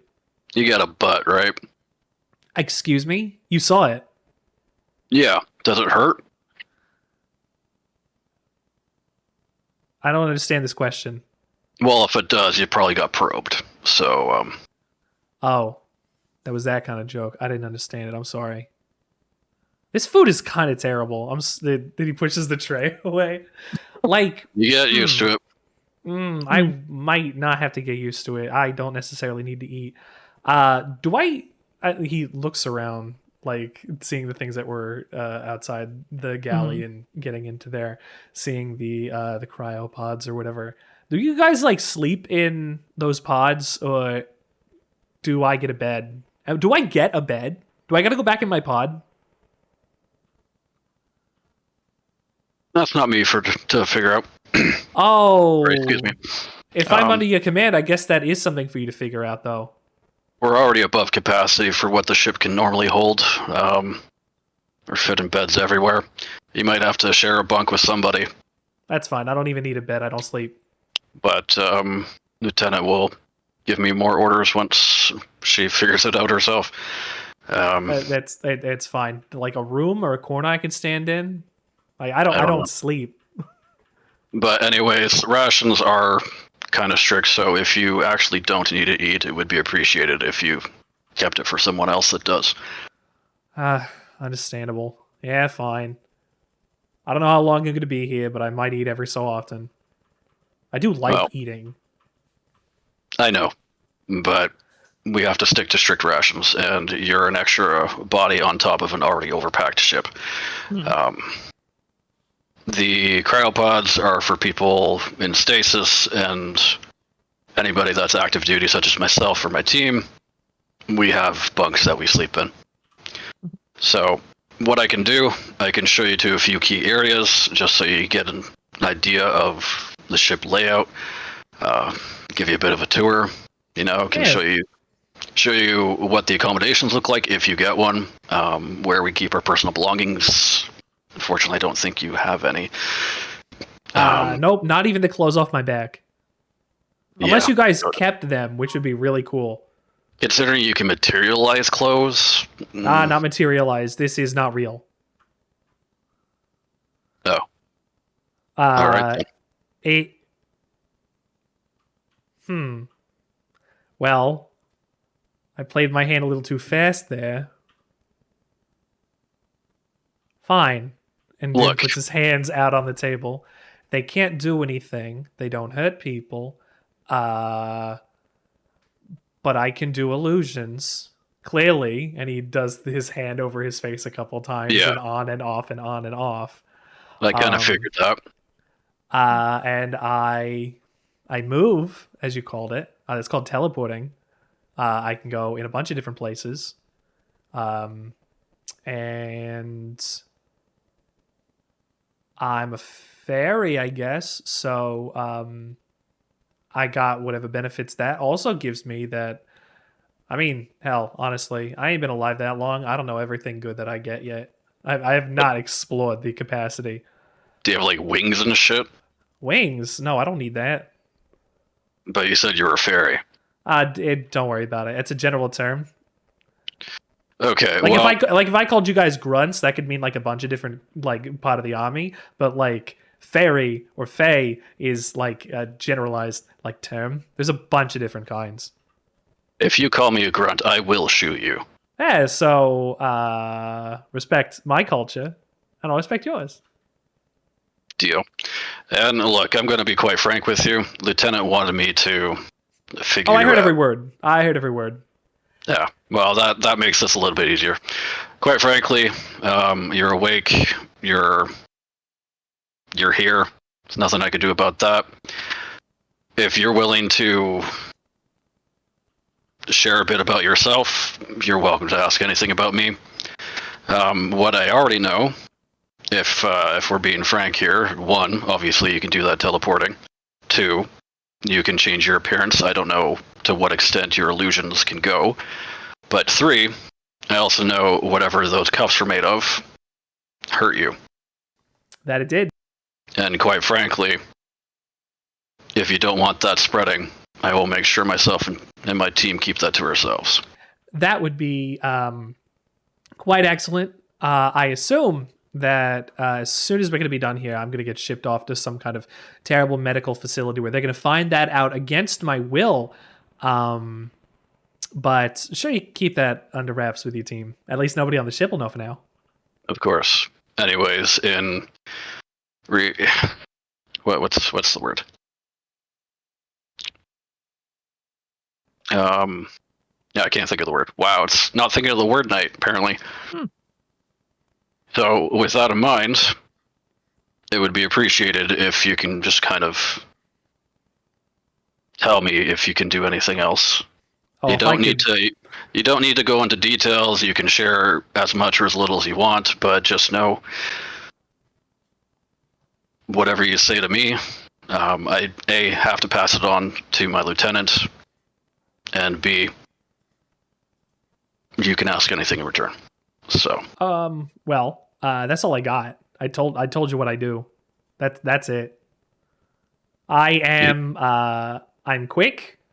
I make illusions, and it only affects visual stuff. I guess technically I could manipulate cameras and things. I don't have a need to do that all the time. I did it once. That was really cool. My buddies did not. Don't worry about it. okay. He laughs to himself. My buddies, they steamrolled right past that one. There was a lot of effort from me. Maybe I could do that again this time. I might not have to. Oh, I would suck if I have to do that again. Yeah, I'm gonna have to go unfortunately, out on missions. I'm gonna go on missions with you guys. Oh man. most likely the case is, I don't know exact details, but you're not my first type of escort I've had to deal with in my career. So most likely to keep it from information going too far and beyond what we already know of, you'll most likely be assigned to me and my crew.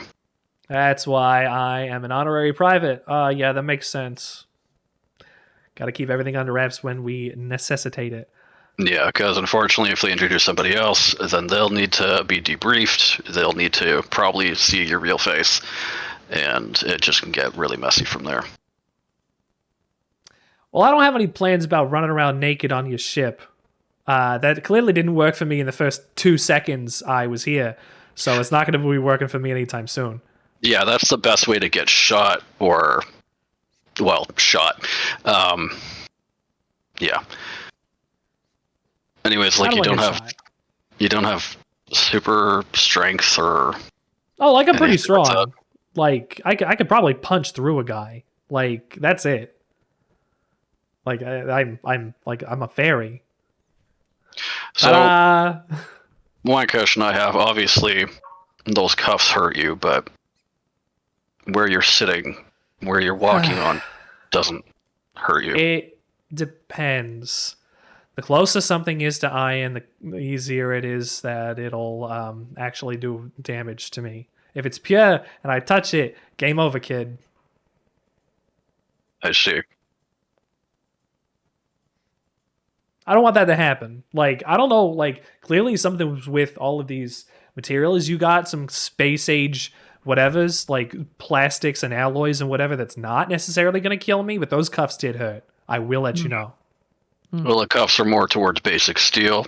Everything for the spaceship, from what I understand, it's a lot of different composite materials. You know, you need to survive traveling through space, so you need pretty heavy-duty shit. Right, yeah. But on the inside, you got to make sure the money, whatever, it's fine. Don't worry about it. Anyways, Earth, you say, though.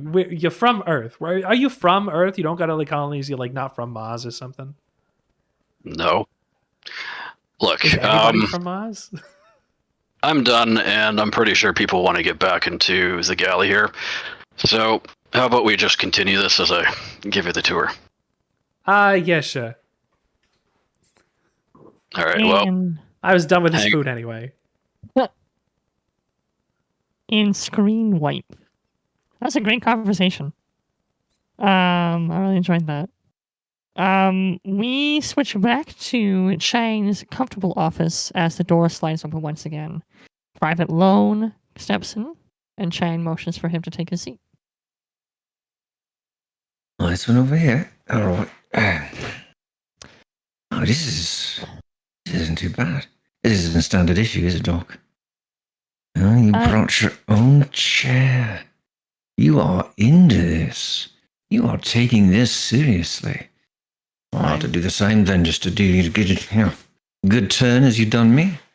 That's just good padding. I got lumbar support on this He one gets and one more everything. flustered as he tries to speak over you. This is a pretty. You know what? I could Private really use loan. a nap. Yes. What's that? I was going to say, I take my job seriously, as I hope you do as well. Oh, you have no idea, Doctor, how deeply and seriously I take everything. Really, it's kind of a cross I bear. There's a few things I'd like to cover with you, Private. Do you mind if I call you Jonathan? Oh, what's your first name? Henry. Jonathan's fine, Henry. You go right ahead. Great. You can call me Dr. Chang. I'll do that, Henry. She squints at you and says, I'd like to talk a little bit about the incident that happened recently with Private Malt. Right. Poor blighter. Bastard. It was just, bad turn of luck. These things happen. I see. So you wouldn't describe your relationship as friendly then? Or how would you describe it? Friendly? Sure. Friendly enough. He didn't shoot me, I didn't shoot him. Everything was good. You served with him for 12 months, and you don't seem, well, pardon me saying, you seem pretty blasé about the whole thing. What can I say, Henry? Bad stuff happens every day out here in space. Now you've got this great big bucket of bolts, barely holding together at the seams, run by three obsolete, outdated machines that can barely talk to one another, not using the same protocols at all, held together with gum and duct tape and happy wishes. And let me tell you, happy wishes do not hold together very well. It's just a mess. And then in the midst of this, you've got all these people, all these fragile people, just trying to get along, trying to do their lives, getting their jobs done. And it's no surprise that shit happens. It's really just a surprise that any of us, wake up day after day. I see. Well, that's a very pragmatic way of looking at it. For instance, Henry, I was just this day working out why we were low on oxygen in Section 3. Just taking a look at the logs there. Nitrogen going way up, oxygen going way down. And everyone was just like, this is not a good situation. People are going to get the bends any moment now. People are going to be going, I was feeling just chipper and fine last minute. Today, asphyxiated. Right? Could have happened any second. Got in there, debugged the hell out of that thing. All the oxygen going back the way it was supposed to be going. If I hadn't been looking in on it, who knows? I see. Well, I know your work aboard the ship is very important, as is all of the technicians who serve in the Corps. That's right. All of us just barely keeping the thing holding together, keeping us all alive for another day. Which, Henry, is why I'm hoping we might just be about done here. Got to get back to, It's Dr. Chang, Private. And yes, of course, but I would also like to discuss a little bit about, well, you said it yourself, things falling apart. And, well, it's, one only needs to look at your service record, Private, to understand that you have been, your history in the Corps has been a bit rocky. This is the third command that you've been transferred to in the last 3 years. Oh, that's right. I figured they're just trying to spread out the talent. But honestly, I can't understand it, Henry. I just don't seem to get along with officers. Can't say what it is. I'm a perfectly genial fellow. along with anyone. 36 citations for direct disobeying of orders, 13 citations for talking back to an officer, 26 right. citations for graffiti. Well, I don't know if that is graffiti per se. I mean, half of those things were mine.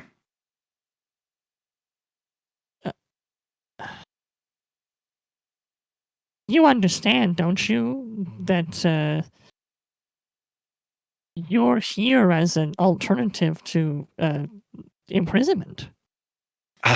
What a bony alternative it is. I can't say that I've regretted a single day choosing this brilliant life in the Corps against, I don't know, breaking rocks on some godforsaken asteroid.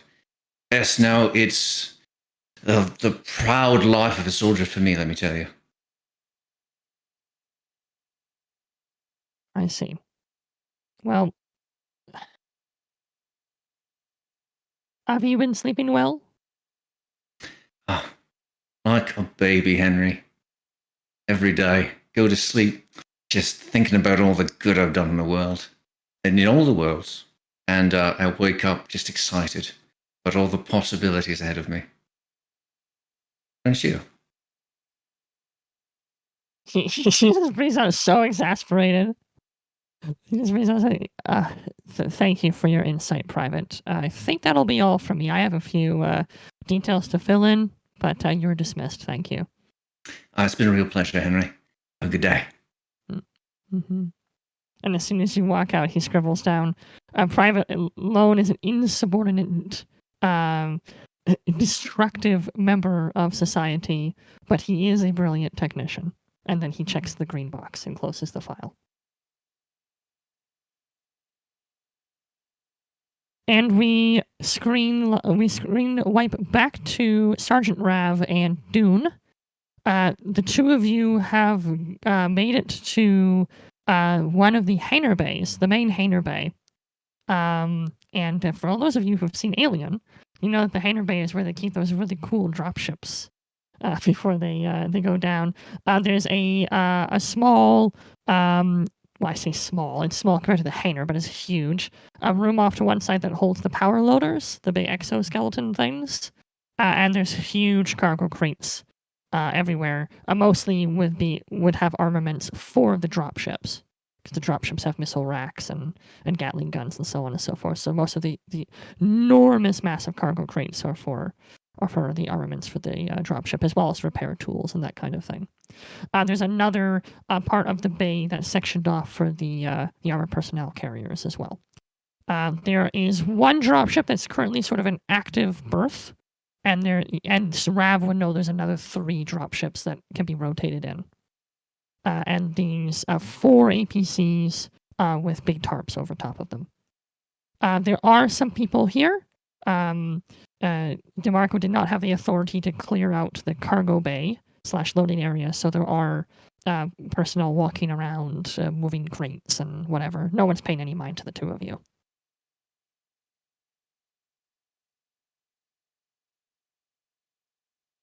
All right. Well, this is hangar bay. Got a dropship there. That's for landing party. Vehicles that we can use on land too. As you see, they're cars. Dune starts walking towards the area with the exo loaders. And yes, those are for manipulating heavy loads, things that are above and beyond human capacity to lift. Yeah, I'm forklift certified. I got it, dude. I can get in one of these things right now. Yeah, no, you're not doing that. Can I do it later? No. I'll do it later. All right, hangar. These drop ships. How many you got? That's the active one. We got a couple in reserve in case something happens. The biggest thing here is that if we get the order to evac or anything like that, or we go on an away mission, this will be the place to go.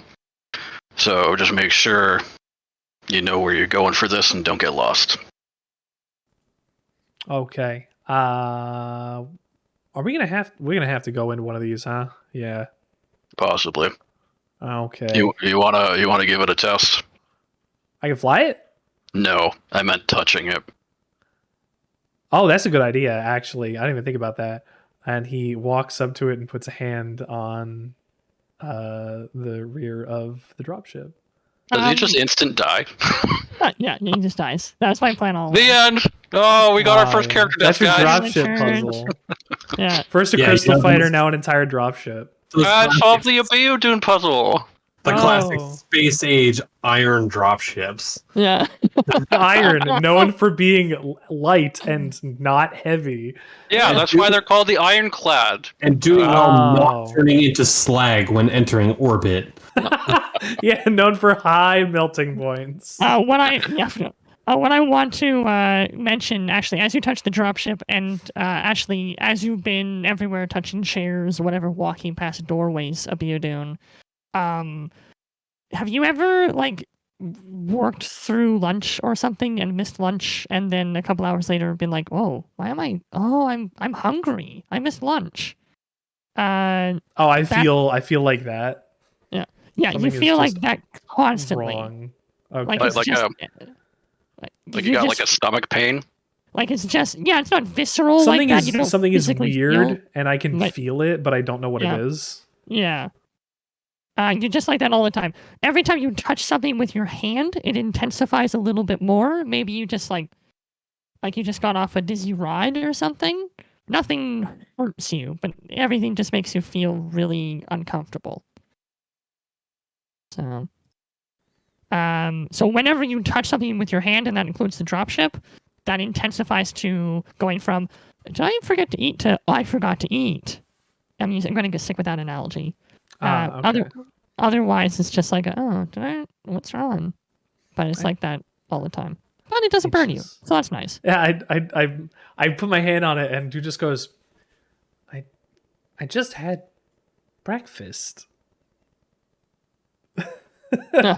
Right. Look, between you and me, if there is anything that does the same thing like the cuffs, let me know so I know to avoid it with you. Yeah, I don't know if it's the cuffs. Something ain't feeling right. You want to try them again? No, I don't know if it's about touching anything. And Dune is like closing his eyes a little bit, like trying to focus on whatever it could be. This, I don't know. I'm a little woozy. Like I didn't eat, but I just ate. So, Do you need water? no, I think I'm okay. It's not Well- about food. Anyways, you good to continue the tour? He touches the back of the dropship again. Again, the feeling intensifies. This time, as you're more intentional with it, it comes a bit sharper.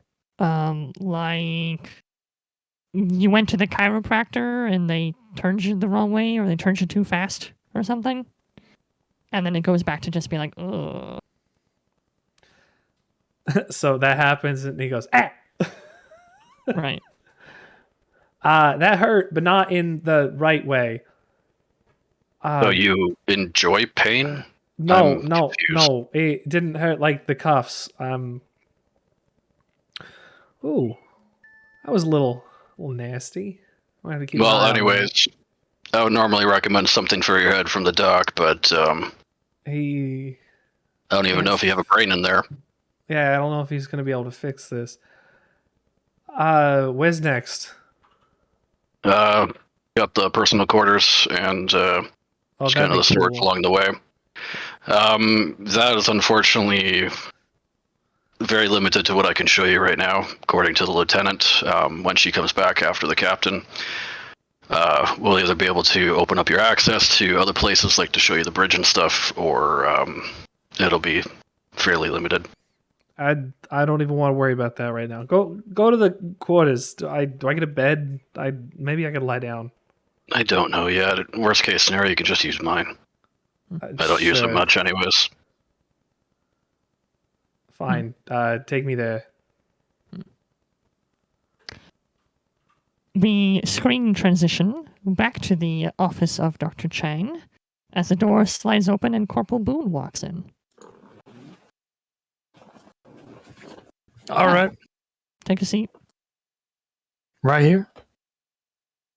He just looks at you like, duh. All right. Let's answer some questions. Corporal Boone, do you mind if I call you Jesse? You can absolutely call me Jesse. Great. Well, I just wanted to, first of all, express my condolences on the loss of Private Molt. Now, I did want to discuss a little bit. I have some mentions here in your records about altercations in the past. Could you describe your relationship with Private Molt with me? Malt was a rat. He I was see. a disrespectful Yankee something or other. But that's all I'll say. My mama taught me better than to speak ill of the dumb. You mean dead? I said what I said. Wow. I see. Now, I was close to him. Close physically. I saw it happen. I was very close. Almost next to him when he, poor sucker, fell in. I see. And of course, I'm sure by the time you got to the body, there was very little you could do. Now, I've seen stuff. You know, I fix up some fellas that have been hurt. I give people the medicine they need. But that was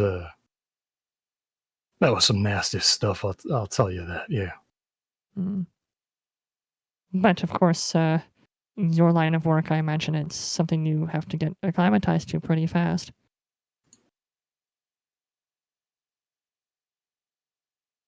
You know, we're all just body parts. And he certainly was. I see. Well, I'm glad that you're able to make light of a grim situation. Someone has to take care of these poor souls. I might as well have a smile on my face while I do it. Well, that's a good attitude to have. I know a lot of troopers in your position get very disheartened. I guess I was just raised a different way from them. I see. Well, I know you didn't get along with Private Molt very well, but I do have other mentions in your records of many of the troopers on board who do respect you in and out of the medical bay. That's right. You have been described as cordial and friendly and open. So, does it say respectful on there? I'm not at liberty to share every aspect of the report. No, but between you and me, you know, doctor to nurse, I guess. According to this, most of your superiors consider you to be respectful. Yes. That's important to you, then. I'm just happy to hear it. Well, that's good. I'm sure you have. He kind of gives a sideways glance. He's like, I'm sure you have something you could teach another one of your squad mates. I think I know who you're talking about. He's a good one. There's good inside of him somewhere. We'll get it out somehow.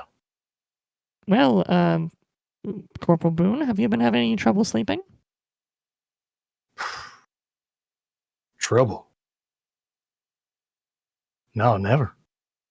Never. That's impressive. I sleep soundly like a baby log. Well, that's good. Then I really have no more questions for you, Corporal. Please, I don't want to keep you from the med bay any longer. Right, I should probably help that guy. He got his arm stuck in that thing, something fierce. All right, well, see you later. Have a great day. Yeah, you too. As Boone walks out, Shine writes on the paper, jolly demeanor might hide sociopathic tendencies, but checks the box ready for duty anyways, and closes the folder. And Shine leans back and says, well, I can get off this godforsaken ship. And gets up and starts packing up. And we switch back to Rav and Dune as they walk down another narrow corridor. All the corridors pretty much look all the same to you, Dune. They're narrow, they're confined, they're tight, they're constricting. Especially with that uneasy feeling you keep getting every time you wander to some aspect of the ship. There was something nice about the hangar and the galley. They were open. There was a sense that you might actually be able to stretch out a little bit. It's certainly an aspect of the material that's making you feel uncomfortable. Being caged on every side by steel is certainly not a place that you find particularly pleasant. But you swear every time you go down a hallway, the hallways just seem to be that much narrower, that much tighter a squeeze. And as Rav and you round to the next corner, boy, it really does feel like the hallways are getting tighter and tighter. Rav and you practically have to bump shoulders to walk down this hallway side by side. You wonder how any person on this ship deals with that. There's no windows, there's no vents, there's no areas that aren't completely constricted by a metal floor, wall, and ceiling. Boy, this hallway is getting really narrow.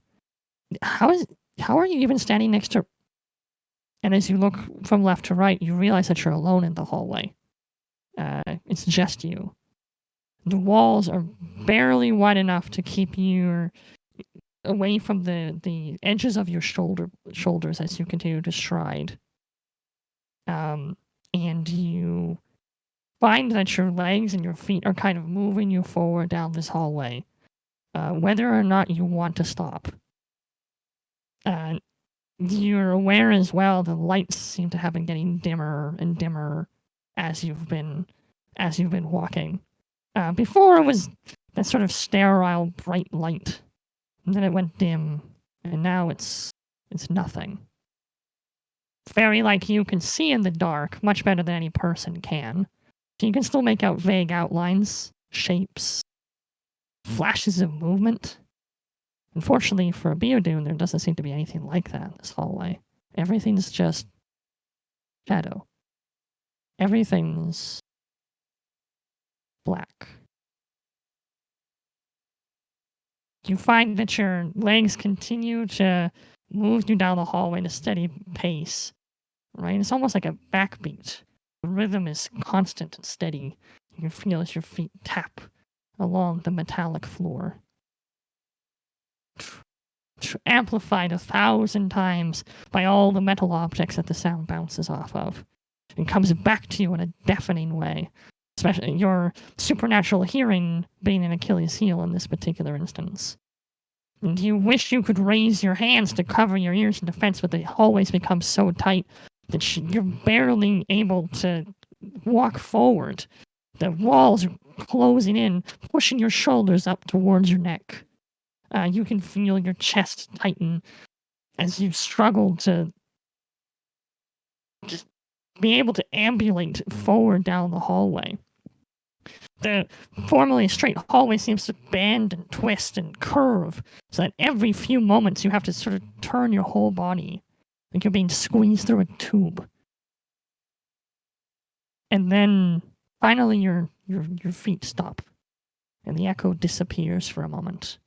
And despite the sort of crushing aspects of the hallway around you, there's at least a silence, a peaceful silence. But then the footsteps start up again. Bow, bow, bow, bow. And as you look down, You realize it's definitely not you who's moving this time. Something else is coming down the corridor. Clang, clang, clang. It gets louder and louder, amplified 1,000 times with the metal around you. You have no idea whether it's in front of you, behind you, above you, beside you. It's dark. It's complete dark now. Shadow. Darker than it should be, than it could be.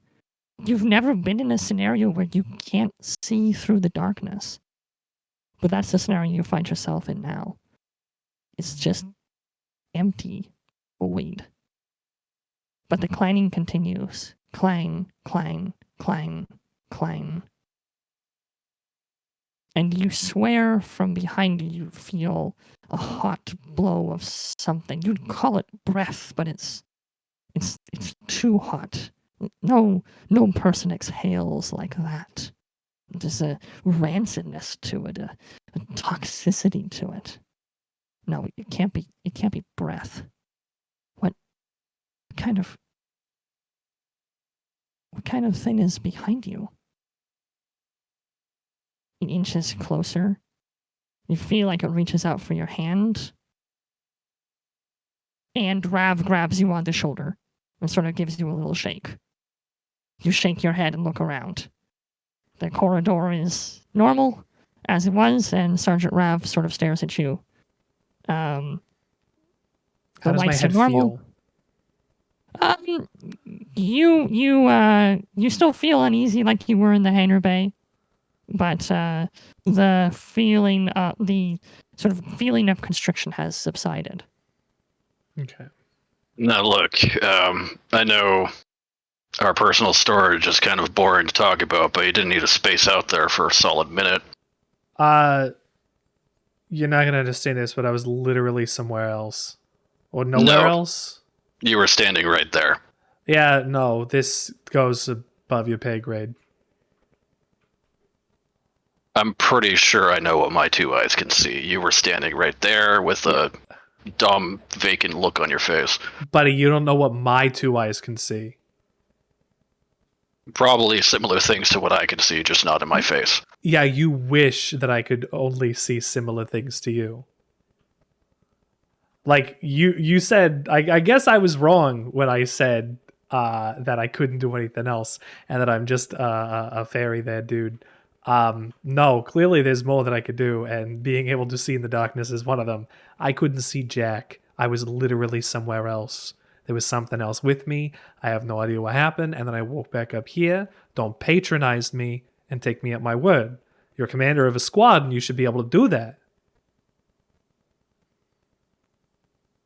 Well, we have had people who were trapped outside in space without a suit for an extended period. And most of the time it's basically a death sentence, but on the rare occasion we've had people that we can get back in and they just describe an emptiness out there looking out into space, just seeing nothing floating around as they're dying. The air in their lungs expands, and yeah, it's... Imagine that, but there's nothing, and somebody walks up behind you. Yeah. No, I get it. You don't want to know what I can see. I don't want to know what I can see. Because if that's anything, I think it might be something followed me here. Well, as far as I'm aware, based on the short exchange that was had down in the lab, you were found on your own. I'm not so sure about that now. Well, what could have followed you?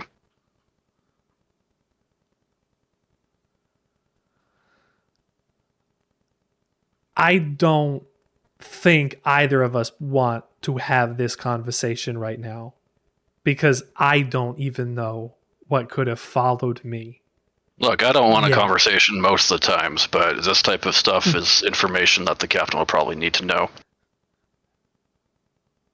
So if you do have anything to share, if there was something that did follow you from wherever the hell you came from, then we need to know. Yeah. There's only one thing I could think of that do that, and that's that's the guy that took everything from me. But it could be the guy he's working for. And he's just as scary, even if he's a regular guy. Well, I guess not really a regular guy anymore. You're gonna have to give more specifics. That was awfully generic. Anyways, yeah, I think I'm gonna have to have this conversation with your team because I don't want to say this twice. This is dangerous. Got it. Anyways, we got a couple stops left on the tour, and then I'm pretty sure the lieutenant will get in touch with me by then. All right, my head's killing me. Let's go. Actually, Sergeant, I'm here now. She rounds the corner around a corridor. I'm afraid we're going to have to cut off the tour a little early. Captain Wickers is ready to see you now. What are you doing? Yes, Lieutenant. Oh, the captain needs to see me. Yes, well, there is much discussion on how to proceed. As I mentioned earlier, there is a ship inbound to collect you. And Lieutenant, I do have some information that may be pertinent to our new guest here. Excellent. I'll hear all about it, Sergeant. For now, you are dismissed. I will escort Abiodun for the rest of the way. Yes, sir. And Sergeant salutes and kind of slaps his feet together and turns around and walks away. Abiodun, follow me. The captain's quarters is only a 5-minute walk from here. 5 minutes? Fine. And she spins and starts walking. I could just keep teleporting there. You hear in the distance. No teleporting, dude. You don't. I guess you do tell me what to do. What do you think of the USS Golgotha, Abiodun? I don't. You guys are walking at this point. I mean, look, I came from a place that didn't even have space flight, but it is kind of a hunk of shit. The technology is subpar, and you guys are 100 years or so from wherever I came from. She doesn't quite look back to you, but you can tell her she's moved her eyes to kind of look behind her shoulder. This is the Frontier Division. I'm afraid most of the top of the line ships get given to the Corps. Okay, top of the line ship, absolutely. Do you know what a smartphone is? I'm afraid I don't. Well, then that tells me everything I need to know. You won't understand what I'm going to be talking about if I have to talk about technology I did have. And this isn't alien technology. This is shit from Earth.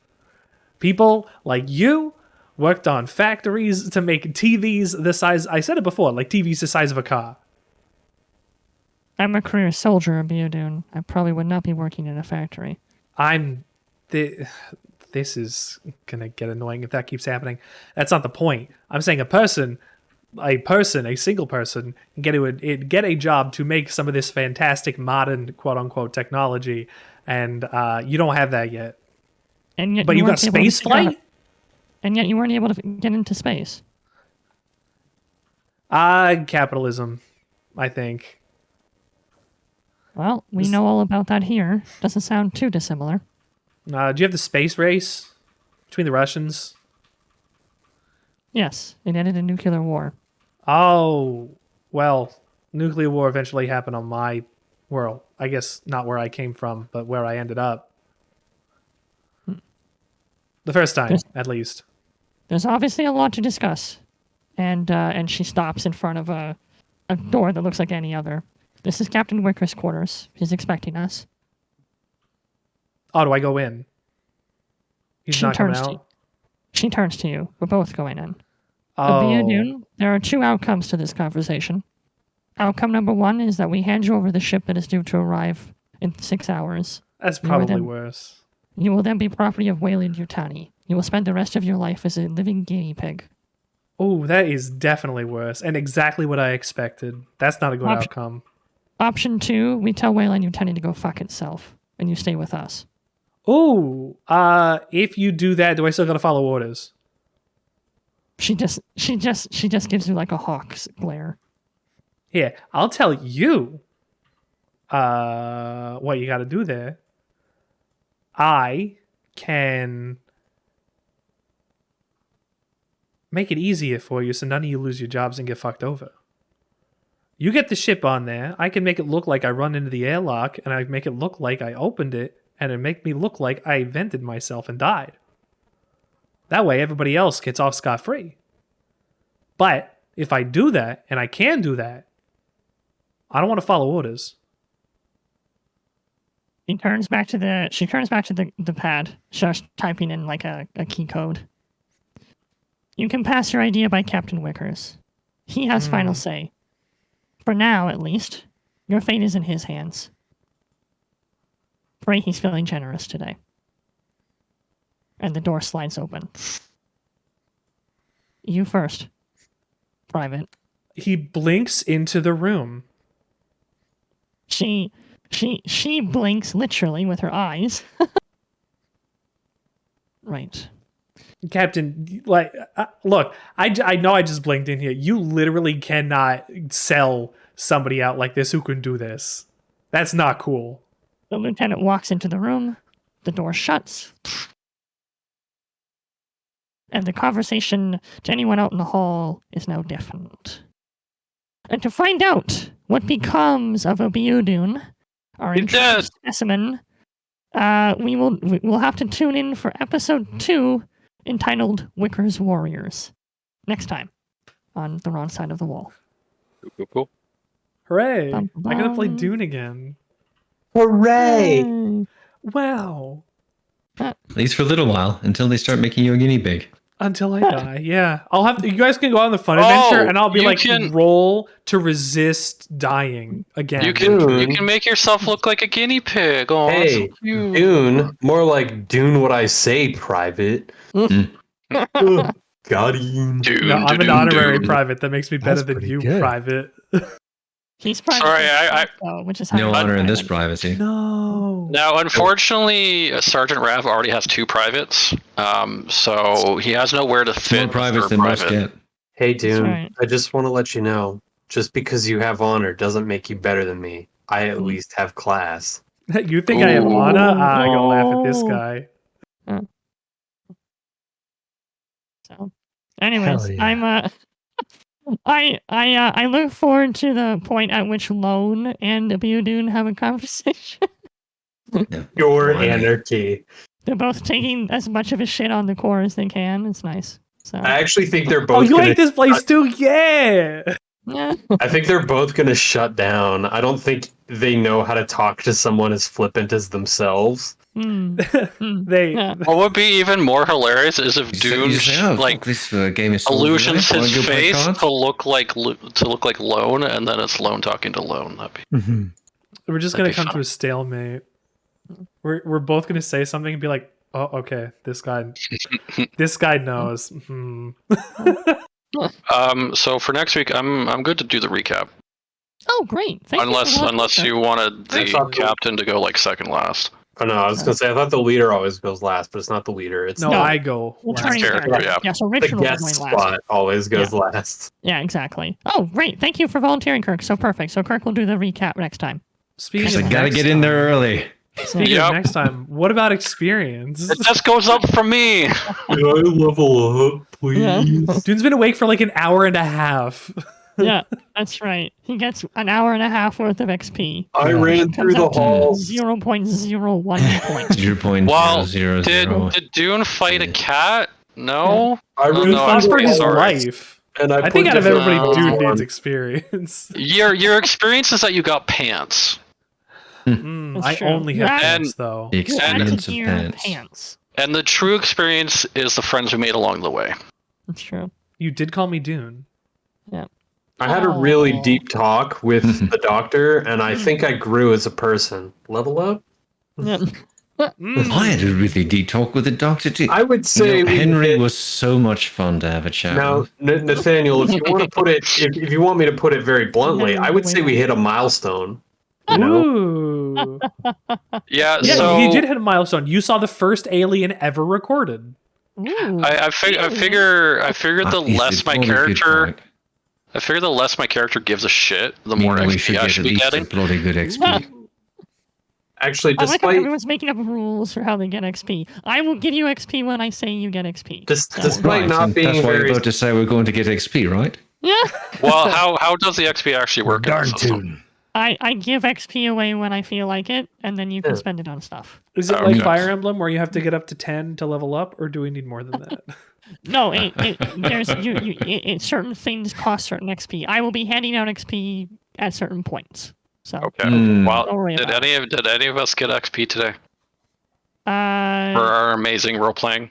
Like Yeah. actually though, like that. I think that's Okay. a legitimate question. Okay, there's a if you look at your character sheet on the right hand side underneath the talent box, there is a row for experience points.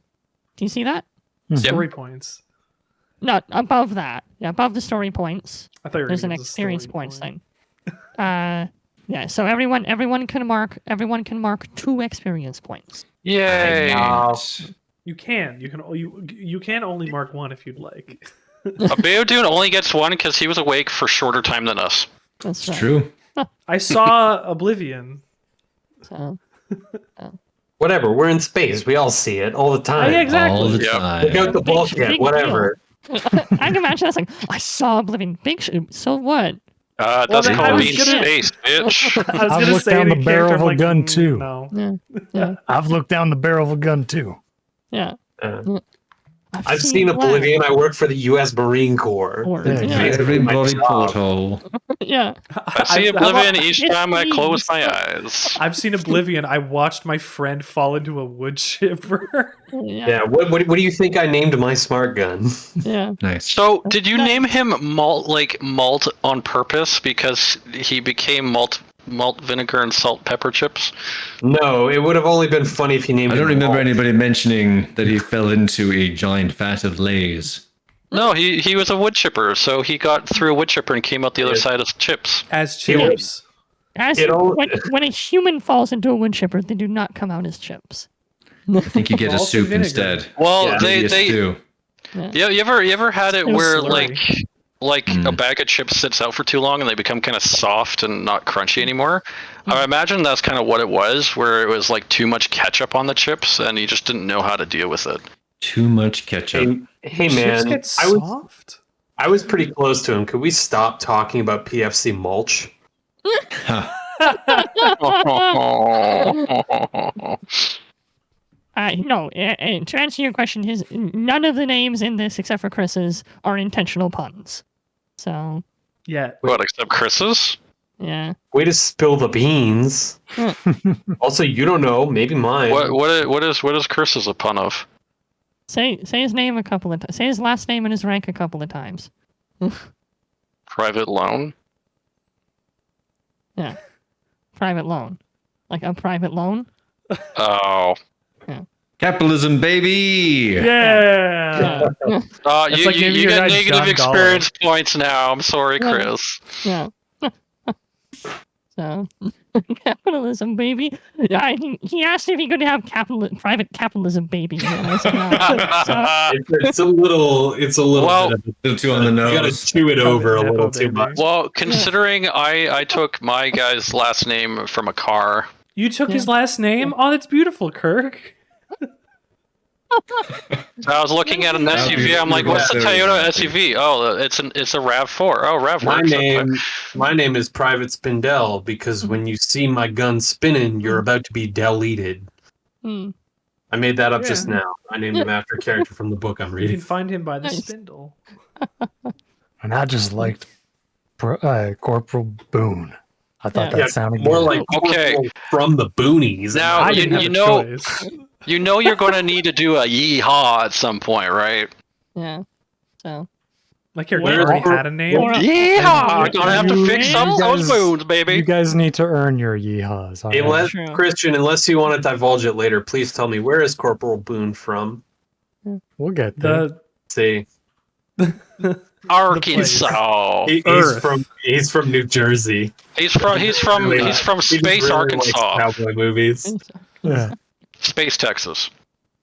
He Oh just god, Christian's grew just up playing on. my dad. He just grew up on spaghetti westerns. Should, He's just playing my dad. That So may as all well have been the Tommy. colonies that are in this universe are like space blank, right? Like Space Canada, Australia. Space United States, That's right. Yeah, literally. Space Weyland-Yutani. Oh wait, that's the universe. Never mind. Mm. We had to rename it from the universe to Weyland-Yutani. Presents Imagine the it- universe. Yeah.